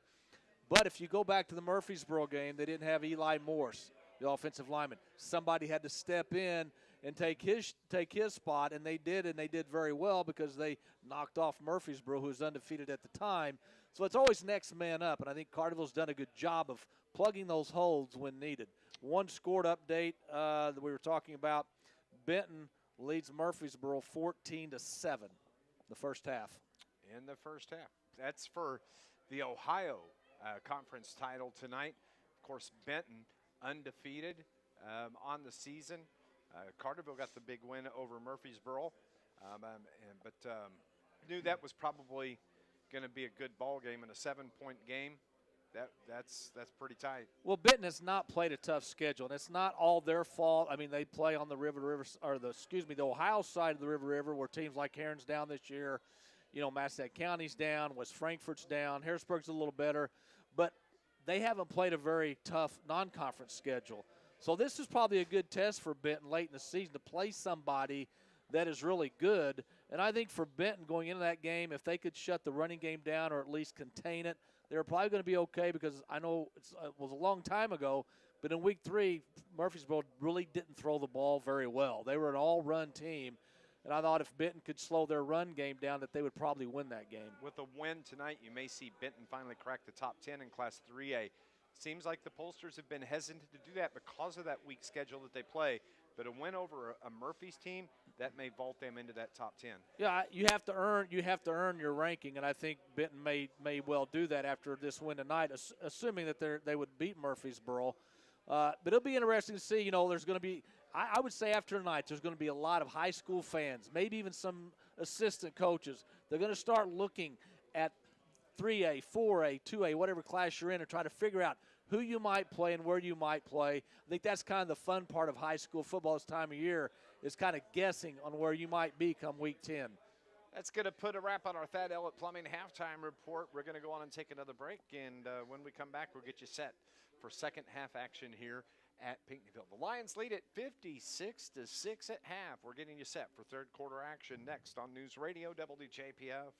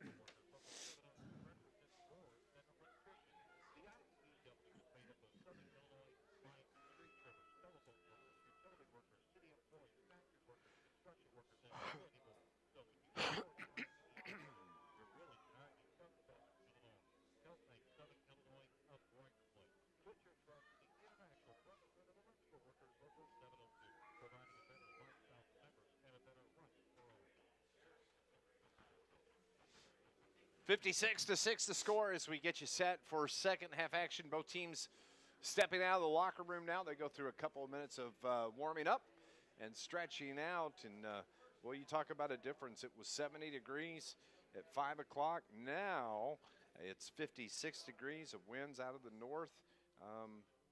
Seeing another little rain shower start to develop just to our west. It may move through, but finally some fall weather. And don't forget tomorrow, we talked about it earlier, Sports Voice at 8 o'clock with Murph and Hudson. At 11 o'clock, it'll be Sports Voice on location, live from Saluki Road prior to the homecoming game against North Dakota with the number 4 ranked SIU Salukis. It's just amazing what has happened in the last three weeks. Of course, 3 weeks ago, we were at Saluki Stadium for Sports Voice on location for the Illinois State game. Illinois State gets out to a 21-0 lead. You're like, uh-oh. And then SIU scores, I think, 35 unanswered points to win that game. You go to Western, you have a 14-point lead in the second half, talking about the Salukis. Western comes back. You go into overtime. Both teams score. Touchdown. Western decides they're going to go for 2, and SIU's defense comes up with a big stop to win that game. Last week, South Dakota State down 20-0, the number 2 team in the country, and you're thinking, okay, this probably is going to end the way we want.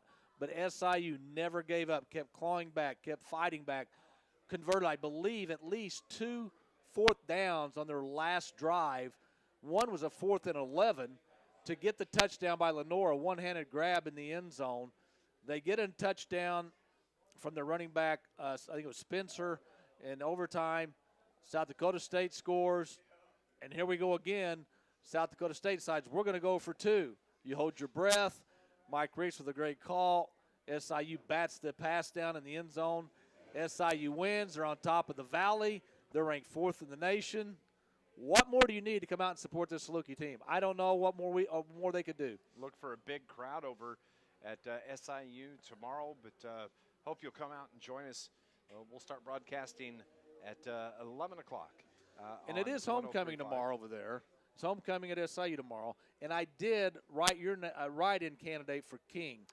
So I got you've got one vote, at least one vote, I should say. After almost 40 years, I could get a vote. I may get a vote yes. for homecoming King. I am gonna. And they've got your wheelchair waiting for you if you win. That's a journal moment right there. I think I'll put that in the journal. Both teams have finished up their stretches, and the clock sounds here at Pinckneyville. We see that wind blowing now out of the northwest, and it's supposed to get down to 42. Weather's an issue tonight. I mean, it's going to be nice. I probably need to shut the AC off at the house when I get there tonight. Yeah, that well, you know, unless you're going to film a segment for Life Below Zero, you know. Cat will be all curled up somewhere. I promise you that.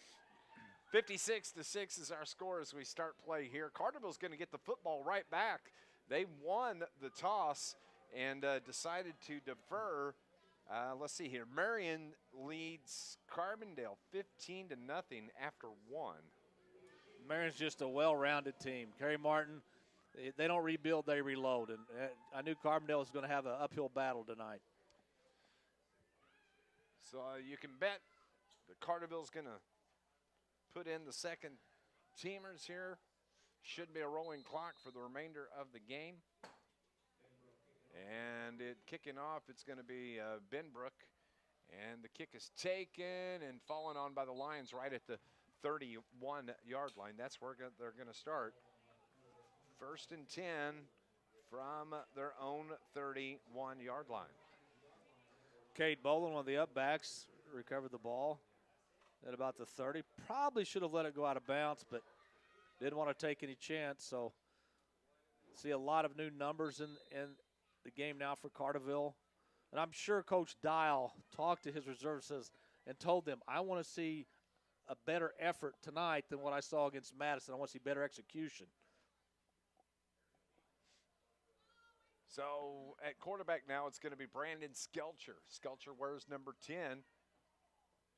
The 5'11" sophomore quarterback has 2 receivers to the far side, 1 on the near side. Actually trips to the right, puts a man in motion.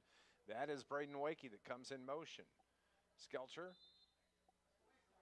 That's a flag. It's going to be a delay of game. I do believe it is delay of game, as it was taking forever for that offense to get set. I don't know if Wakey was supposed to be in there or somebody else was supposed to, and they just told Wakey to go in there, but not the way you want to start. I mean, right after a kickoff, you've got plenty of time to get in there and get the playoff, but Carterville's backed up 5. 1st and 15 now from the 31. Skelcher gives it to his running back. That's Aiden Hinton. Gets out the far side. Gets bottled up right about the 38-yard line, but a big run by Skelcher gets back most of that yardage, and Carterville has it now 2nd down. Hinton, only a sophomore, 6'1", 180. You'll hear his name a lot more in the next 2 years. Another penalty on the Lions is going to back him up. So a delay of game and now a penalty. Probably a hold. I didn't see the call. I didn't either. So it's going to back him right up again.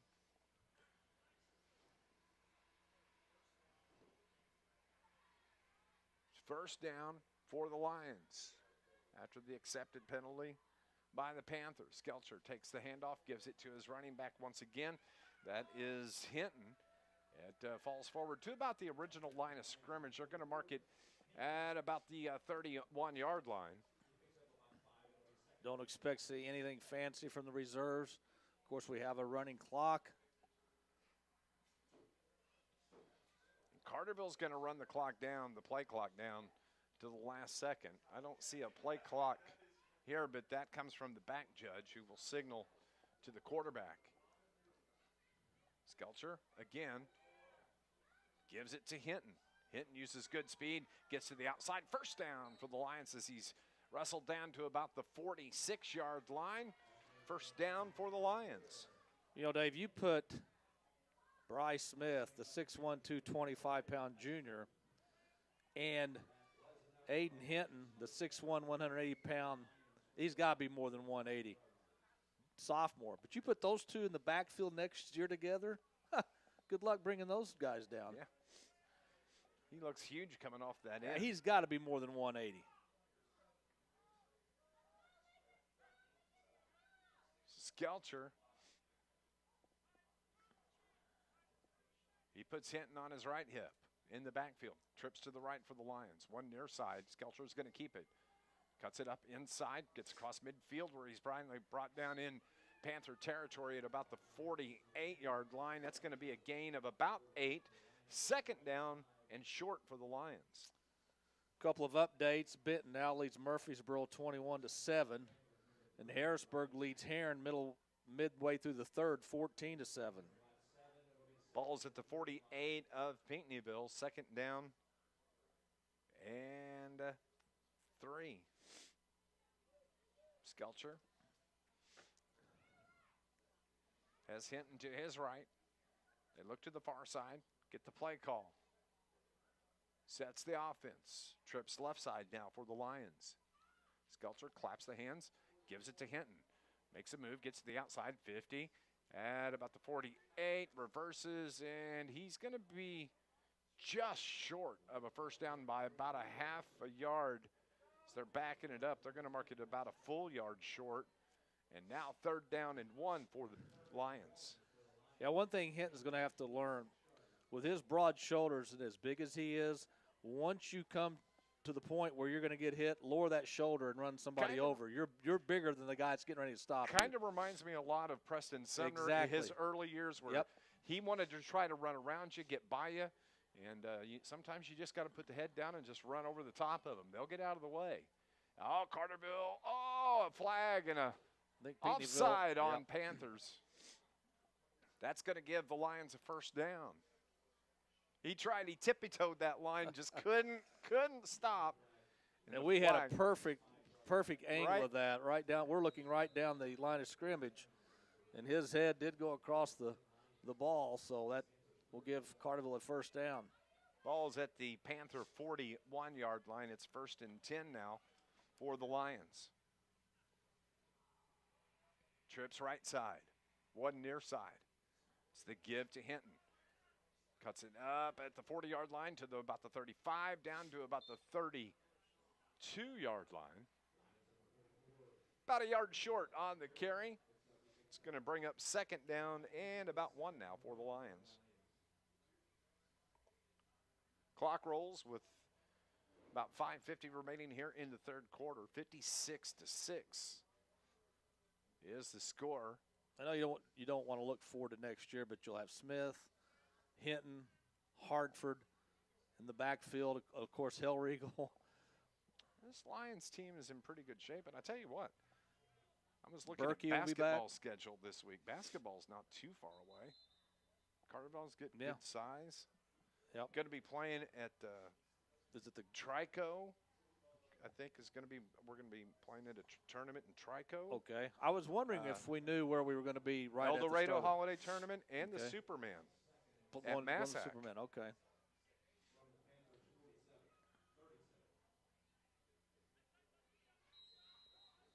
Second down and 6. 5 minutes remaining here in the third quarter. Skelcher gives it to Hinton. Hinton plows his way forward, reaches out with the football.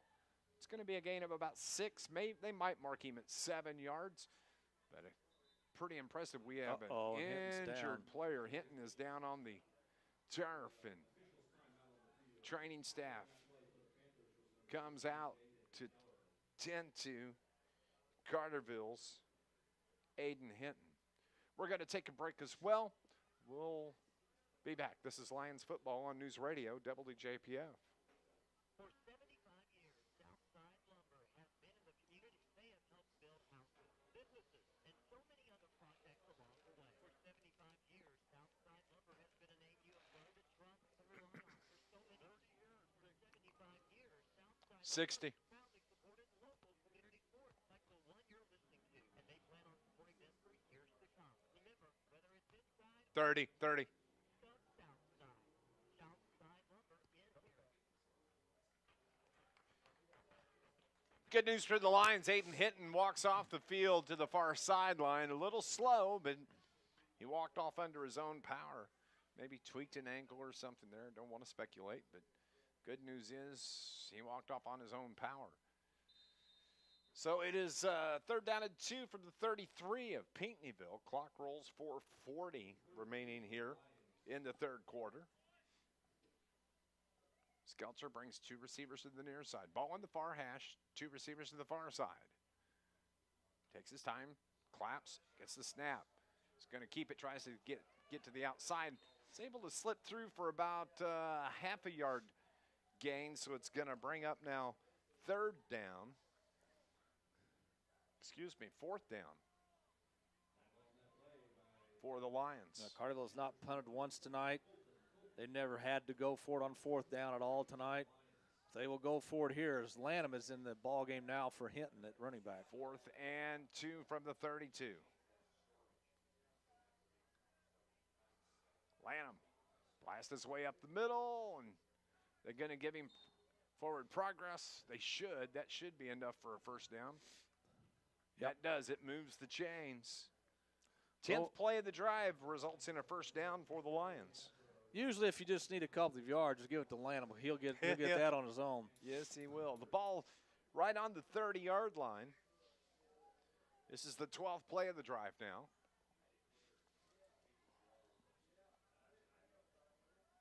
Lanham, the 5'9" senior running back, in the backfield with Skelcher, Brandon Skelcher, the sophomore, 5'11".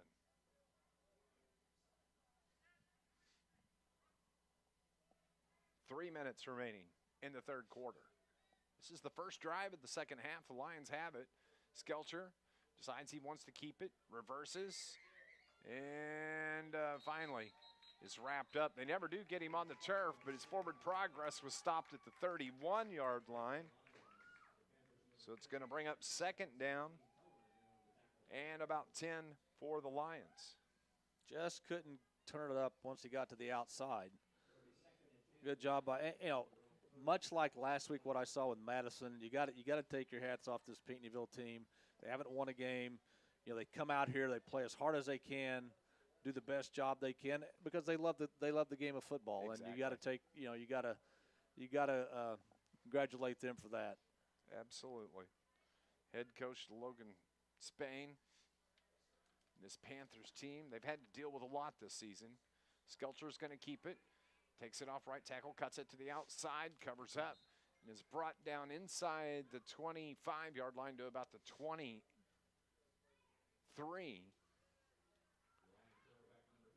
So now it's going to be third down and 3 for the Lions.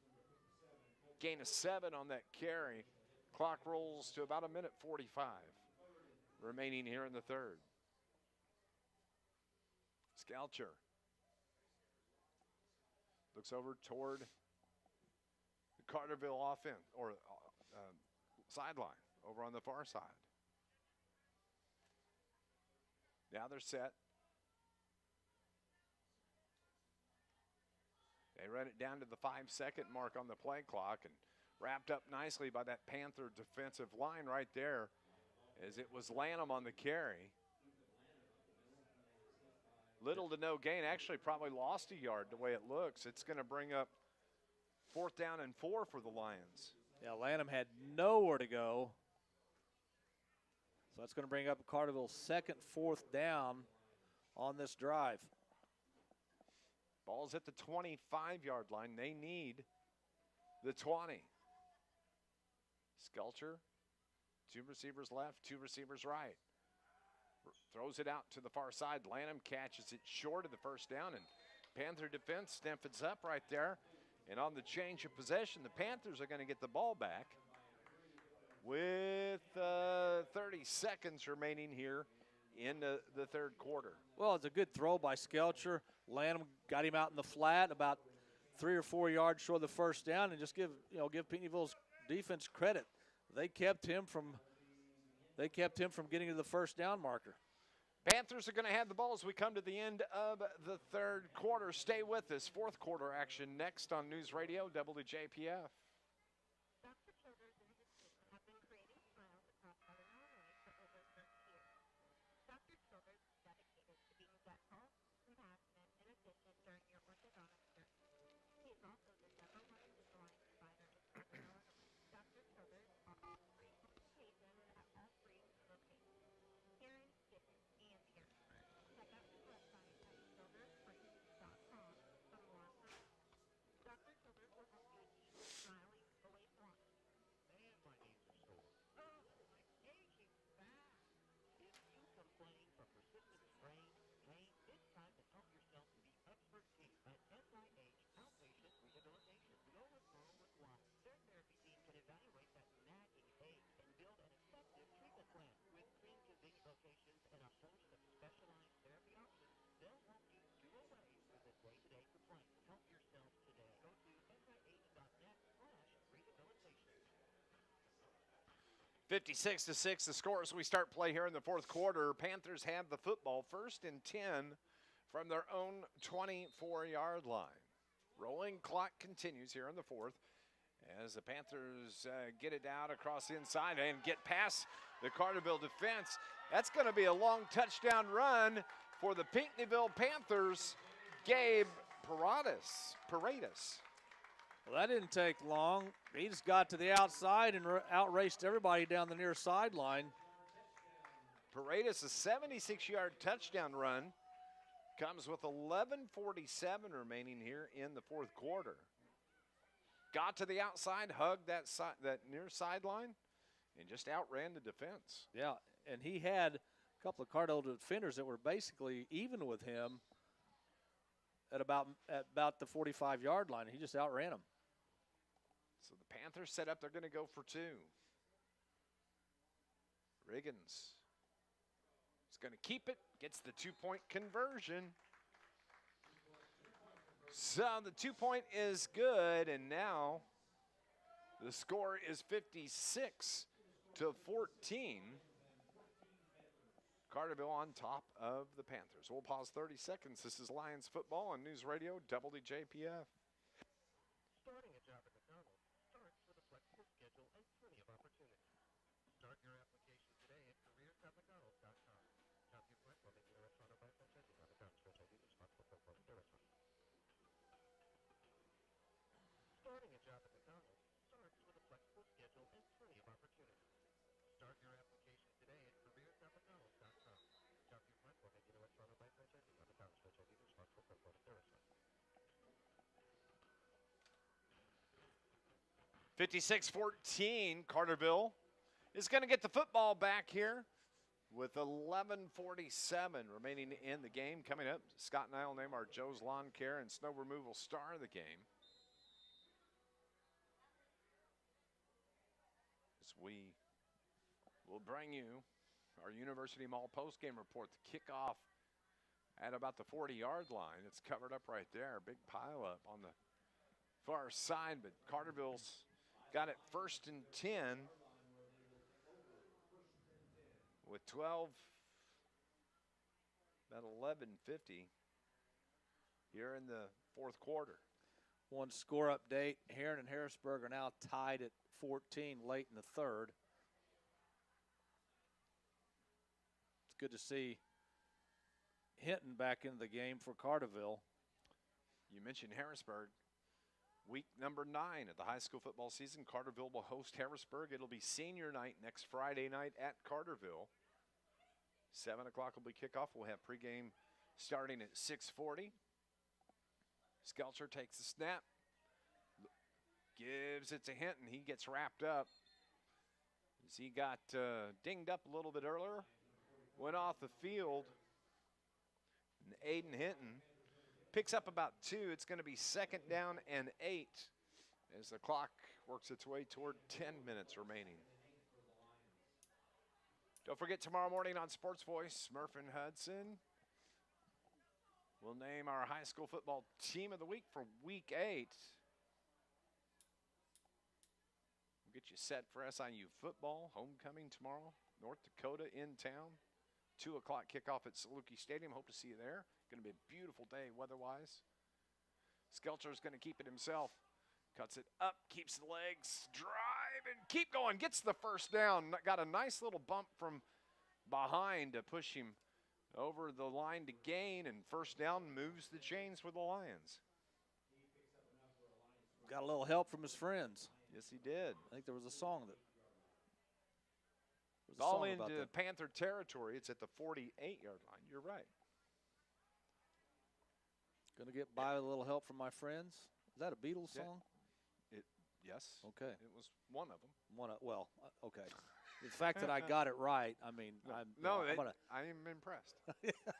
Music trivia tomorrow with Scott Hudson. Yeah, okay. 8 o'clock. Hinton gets to the outside, takes a big pop right about the 45-yard line.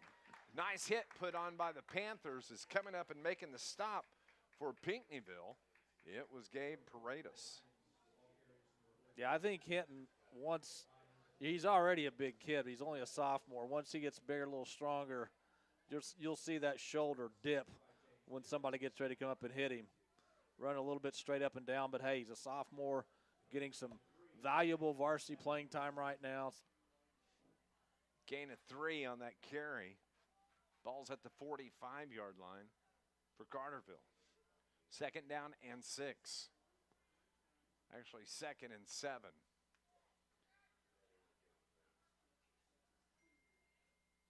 Carterville waits on the 5-second mark on the play clock. They get it. Skelcher's going to keep it. Tries to twist his way forward. Panthers hang on to him. No gain. Actually lost about a half a yard on the carry. Harrisburg has now taken the lead over Heron, 20-14. So that game goes back and forth. So it's still 3rd and 8 now. From the 46, 47 of the Panthers.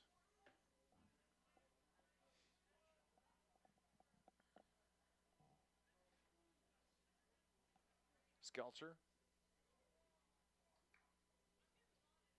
gives it to Hinton once again. Dodges one man, breaks it down the far sideline, keeps the legs moving, and is finally brought down over on the far sideline. Big first down run from Aiden Hinton. And that was a nice little run. It was, and I kept waiting for him to turn his shoulders upfield because he was running, from the west to the east. And once he turned his shoulders, he got big yardage. So it's 1st and 10 now from the 24. Just over 7 minutes remain in this contest. Carterville just takes its time. This is only the 3rd possession in this second half. As we have a rolling clock, 56-14 the score. Skelcher right up the middle, gets brought down from behind. Nice job by the Pinckneyville Panthers. Abel Runyon, it's able to get a hold of Skelcher. Now brings up 2nd and short. We're going to dip under 6 minutes before this play is run. 2nd and 3. Benton leads 28-7 at the half over Murfreesboro.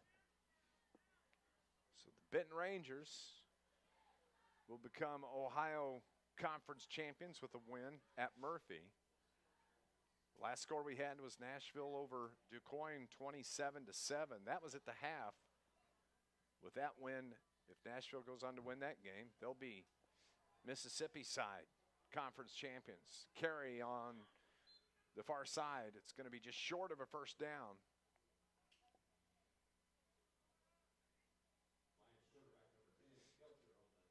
Skelcher on the carry, but he come up just a little bit short. About 6 inches short the way it looks from here.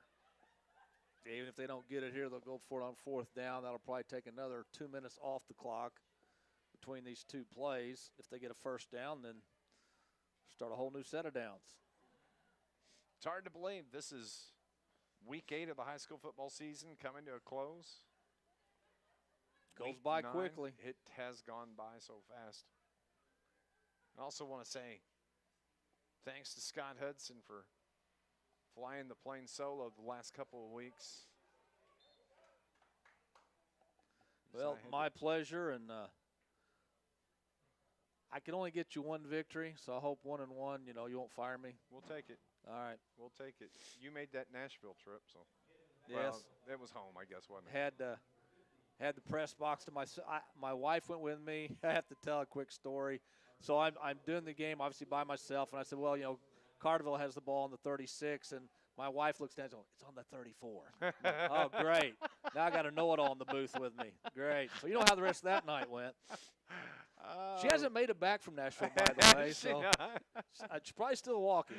4th and 1 for the Lions. So I had to deal with a family emergency and passing of my mom this past Our week. thoughts and prayers. Everybody in Carterville, their thoughts and prayers are with you, buddy.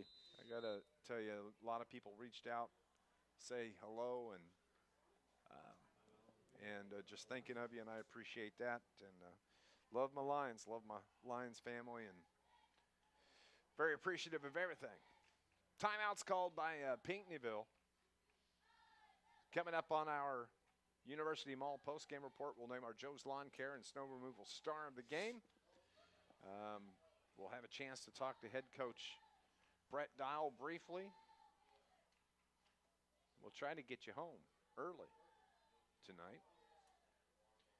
But next Friday night, it'll be the Harrisburg Bulldogs coming to Carterville for the Week 9 matchup. Big game. I mean, it's a big game for both teams. Harrisburg needs a win to solidify their playoff spot. Carterville needs a win. You know, they could finish this season 7-2 if they get a win in Week 9. 7-2 isn't a guaranteed home game in the first round, but definitely helps. Lions are ready to go. All that defense by the Panthers gets the stop. I don't think was he got it. 4th down and about 6 inches, and what a great job by that Panther defensive line as they get the stop, and they're going to get the ball back as the clock continues to roll with under 3 minutes remaining. So an 8-play drive, or excuse me, a 9-play drive comes to an end. And so the Panthers, with about 3:40 remaining here in the 4th quarter, have it 1st and 10. Rolling clock, 56-14 is the score.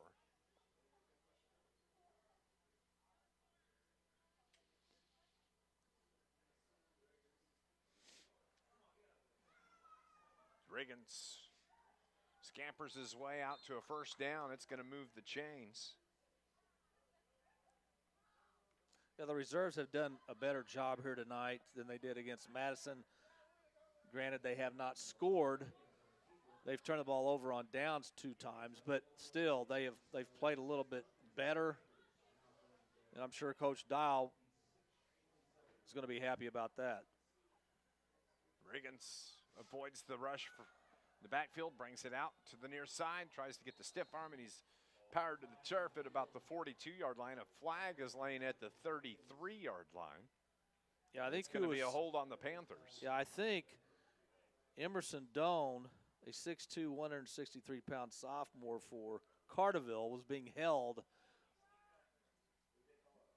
close to the near sideline, trying to block for his running back, and he got a little bit too much.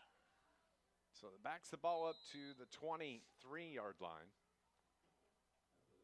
They're going into the 4th at Heron, and Harrisburg leads Heron 20-14. Riggins is going to keep it. Look to pitch it. Cuts it back up inside. Nice job by the Lions D. Tracking him down, bringing him down behind the line of scrimmage. That's going to be a loss of about a yard on that play. The clock now at 1:45 remaining. We will attempt once again to update scores in the postgame show.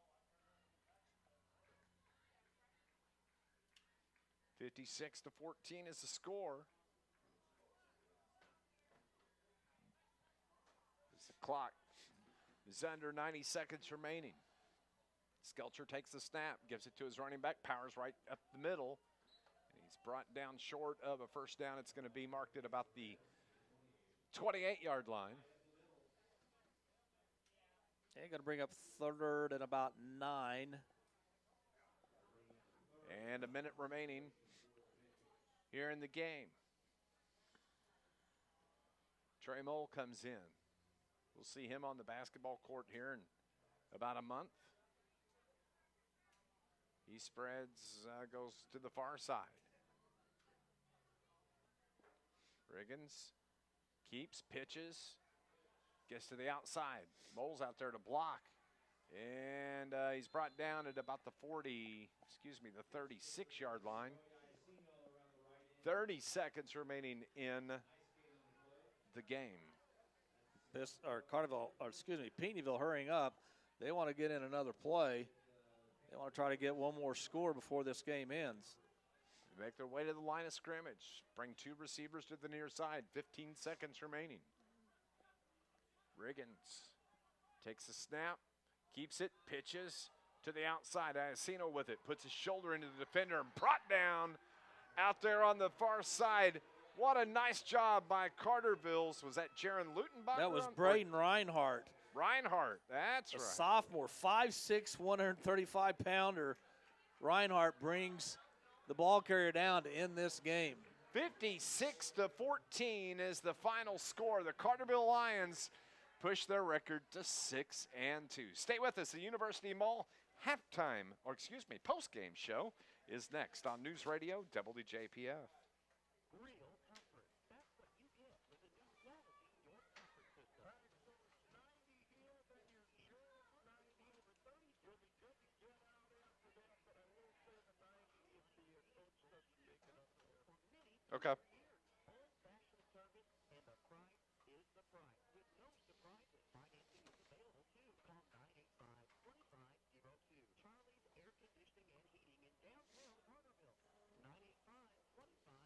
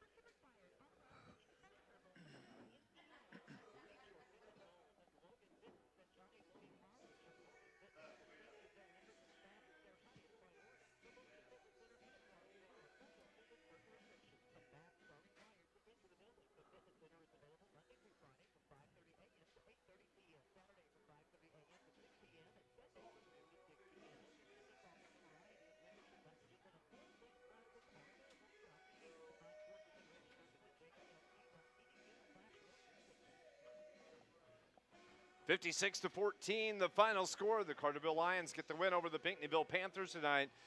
Carterville 6-2 on the season. Scott Hudson. And in the playoffs. No more playoff eligible. They are in at 6-2. Now they have one game left in the regular season at home next week against Harrisburg. If Carterville could win that game, they go to 7-2. Keep your fingers crossed at that point. Carterville could get a home game at 7-2.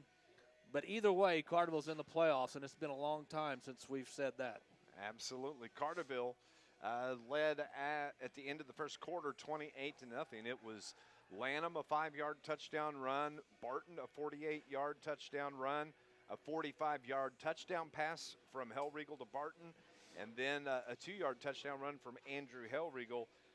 Let's see here. 2 first quarter touchdowns from Townsend Barton.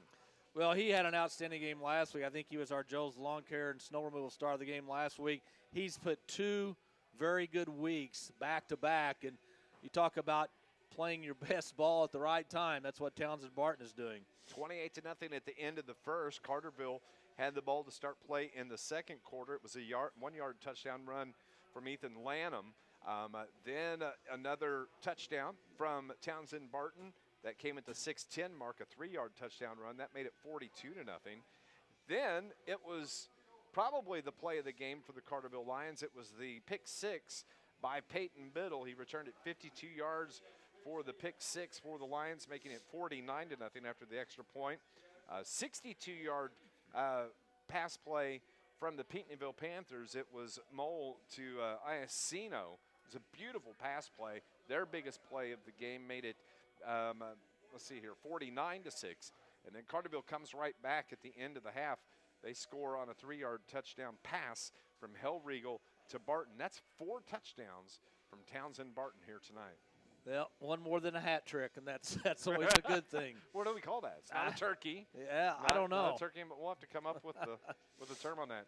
A very quick second half as Carterville had the rolling clock. Carterville had the ball in the third, gave it back to the Panthers after a 14-play drive. They got him down to the 25-yard line. Panthers had the ball twice in the second half. In the fourth quarter, it was a 76-yard Paredes run, making it 56-14. The 2-point conversion was good. That's how the game winds up, 56-14. Lions break the huddle with Coach Brett Dow. We're going to take a break. When we come back, we'll name our Joe's Lawn Care and Snow Removal star of the game. This is your University Mall post-game report here on News Radio WJPF. Rain or shine, legal snow, calm snow, Joe's Lawn Service, Carterville, is a locally owned and operated business serving Southern Illinois for over 20 years, specializing in much more than commercial or residential lawn care. Joe Simpson and Van, engineering, storm, bush hogging, tree trimming, orange tree removal, landscaping maintenance, and much more. Call 534-8148. Rain or shine, sleet or snow, call Joe. 534-8148. That's 534-8148. Roller the Forest in Carterville is rooting for their Carterville Lions, delivering to all of Southern Illinois. Roller the Forest is committed to offering the finest floral arrangements and gifts with services for all occasions. Owner Stephen Conner has been creating floral designs for over 40 years, along with fresh and silk arrangements. Roller the Forest specializes in plants, gourmet baskets, and home decor. Need help decorating your home during the holidays? Call Stephen at Roller the Forest, 985-2851, or visit rollertheforest.com and order online. Go Lions! Reach your fitness goals at Logan Fitness at Johnny Logan College. At Logan Fitness, the safety of their members and staff is their highest priority. So both the fitness center and aquatic center are fully open with certain restrictions, and masks are required to enter the building. The fitness center is available Monday through Friday from 5:30 a.m. to 8:30 p.m. Is he coming? From 5:30 a.m. to 6 p.m. He went that way. Did he? We'll see. We'll just give him a couple of minutes, and then we'll get out. 56-14, the final score. The Carterville Lions get the win. They run their record to 6-2 on the season. Scott Hudson, we need to name our Joe's Lawn Care and Snow Removal star of the game. Well, in a game like this, you can look at a lot of different players. One I will give honorable mention to is Jordan Cordes. I thought he had an outstanding game in that first half from his defensive end spot, disrupting plays, making tackles. He was everywhere, something that we saw, a lot of early in the season, and he's only going to get better. But, you got to go with the guy who was the man tonight, and that's Townsend Barton. 4 touchdowns. He was our Joe's Lawn Care and Snow Removal star of the game last week. But, you just got to give it. You've got to give it to the guy that was the man, and Townsend Barton was the man here tonight with 4 scores and led this Carterville team to a big first half. Townsend Barton, our Joe's Lawn Care and Snow Removal star of the game. Rain or shine, sleet or snow, call Joe, 618-534-8148. Owned and operated by Joe and Lindsay McCann at Carterville. For over 20 years, they've been serving Southern Illinois. They specialize in commercial and residential lawn care. They do landscape maintenance, spring and fall cleanups. Don't forget snow removal. That can't be too far away. Also, property maintenance, bush hogging. They do it all. 618-534-8148. Joe's Lawn Care and Snow Removal. Townsend Barton is our Joe's Lawn Care and Snow Removal star of the game. 56-14 is the final score. I think we're going to wave off Coach Brett Dial as they're making their way to the bus. It's a cold night.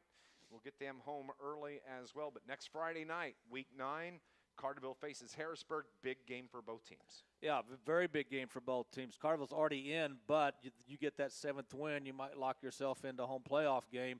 Depending on what Harrisburg does tonight, if Harrisburg if they hang on and beat Heron, I think that gives them 5 wins, so they'll be 5-3. A 6th win would definitely get them in. A loss, then they have to pray they have enough playoff points to get in. So it's going to be a big game either way for both teams next week. There's a lot on the line. And let me tell you what, this Harrisburg team, they hit hard. They're big. It's going to be a good ball game. Yeah, it's going to be physical, and I think that's what Carterville likes. I think Carterville will probably have more weapons as far as skill position players than Harrisburg does, but if Harrisburg can run the ball and dominate the time of possession, then they have a chance to pull off the upset. So a lot to play for both teams next week. 56-14 the final score, and Scott and I will have a pregame show starting at about 6:40 next Friday night, the last football game of 2021. For our producer engineer back at the studio, Mr. BRP, Brian, our pal, for my broadcast partner, Scott Hudson. We'll talk to you next Friday night. Thank you so much for joining us and listening to Lions football here on News Radio WJPF. God bless everybody.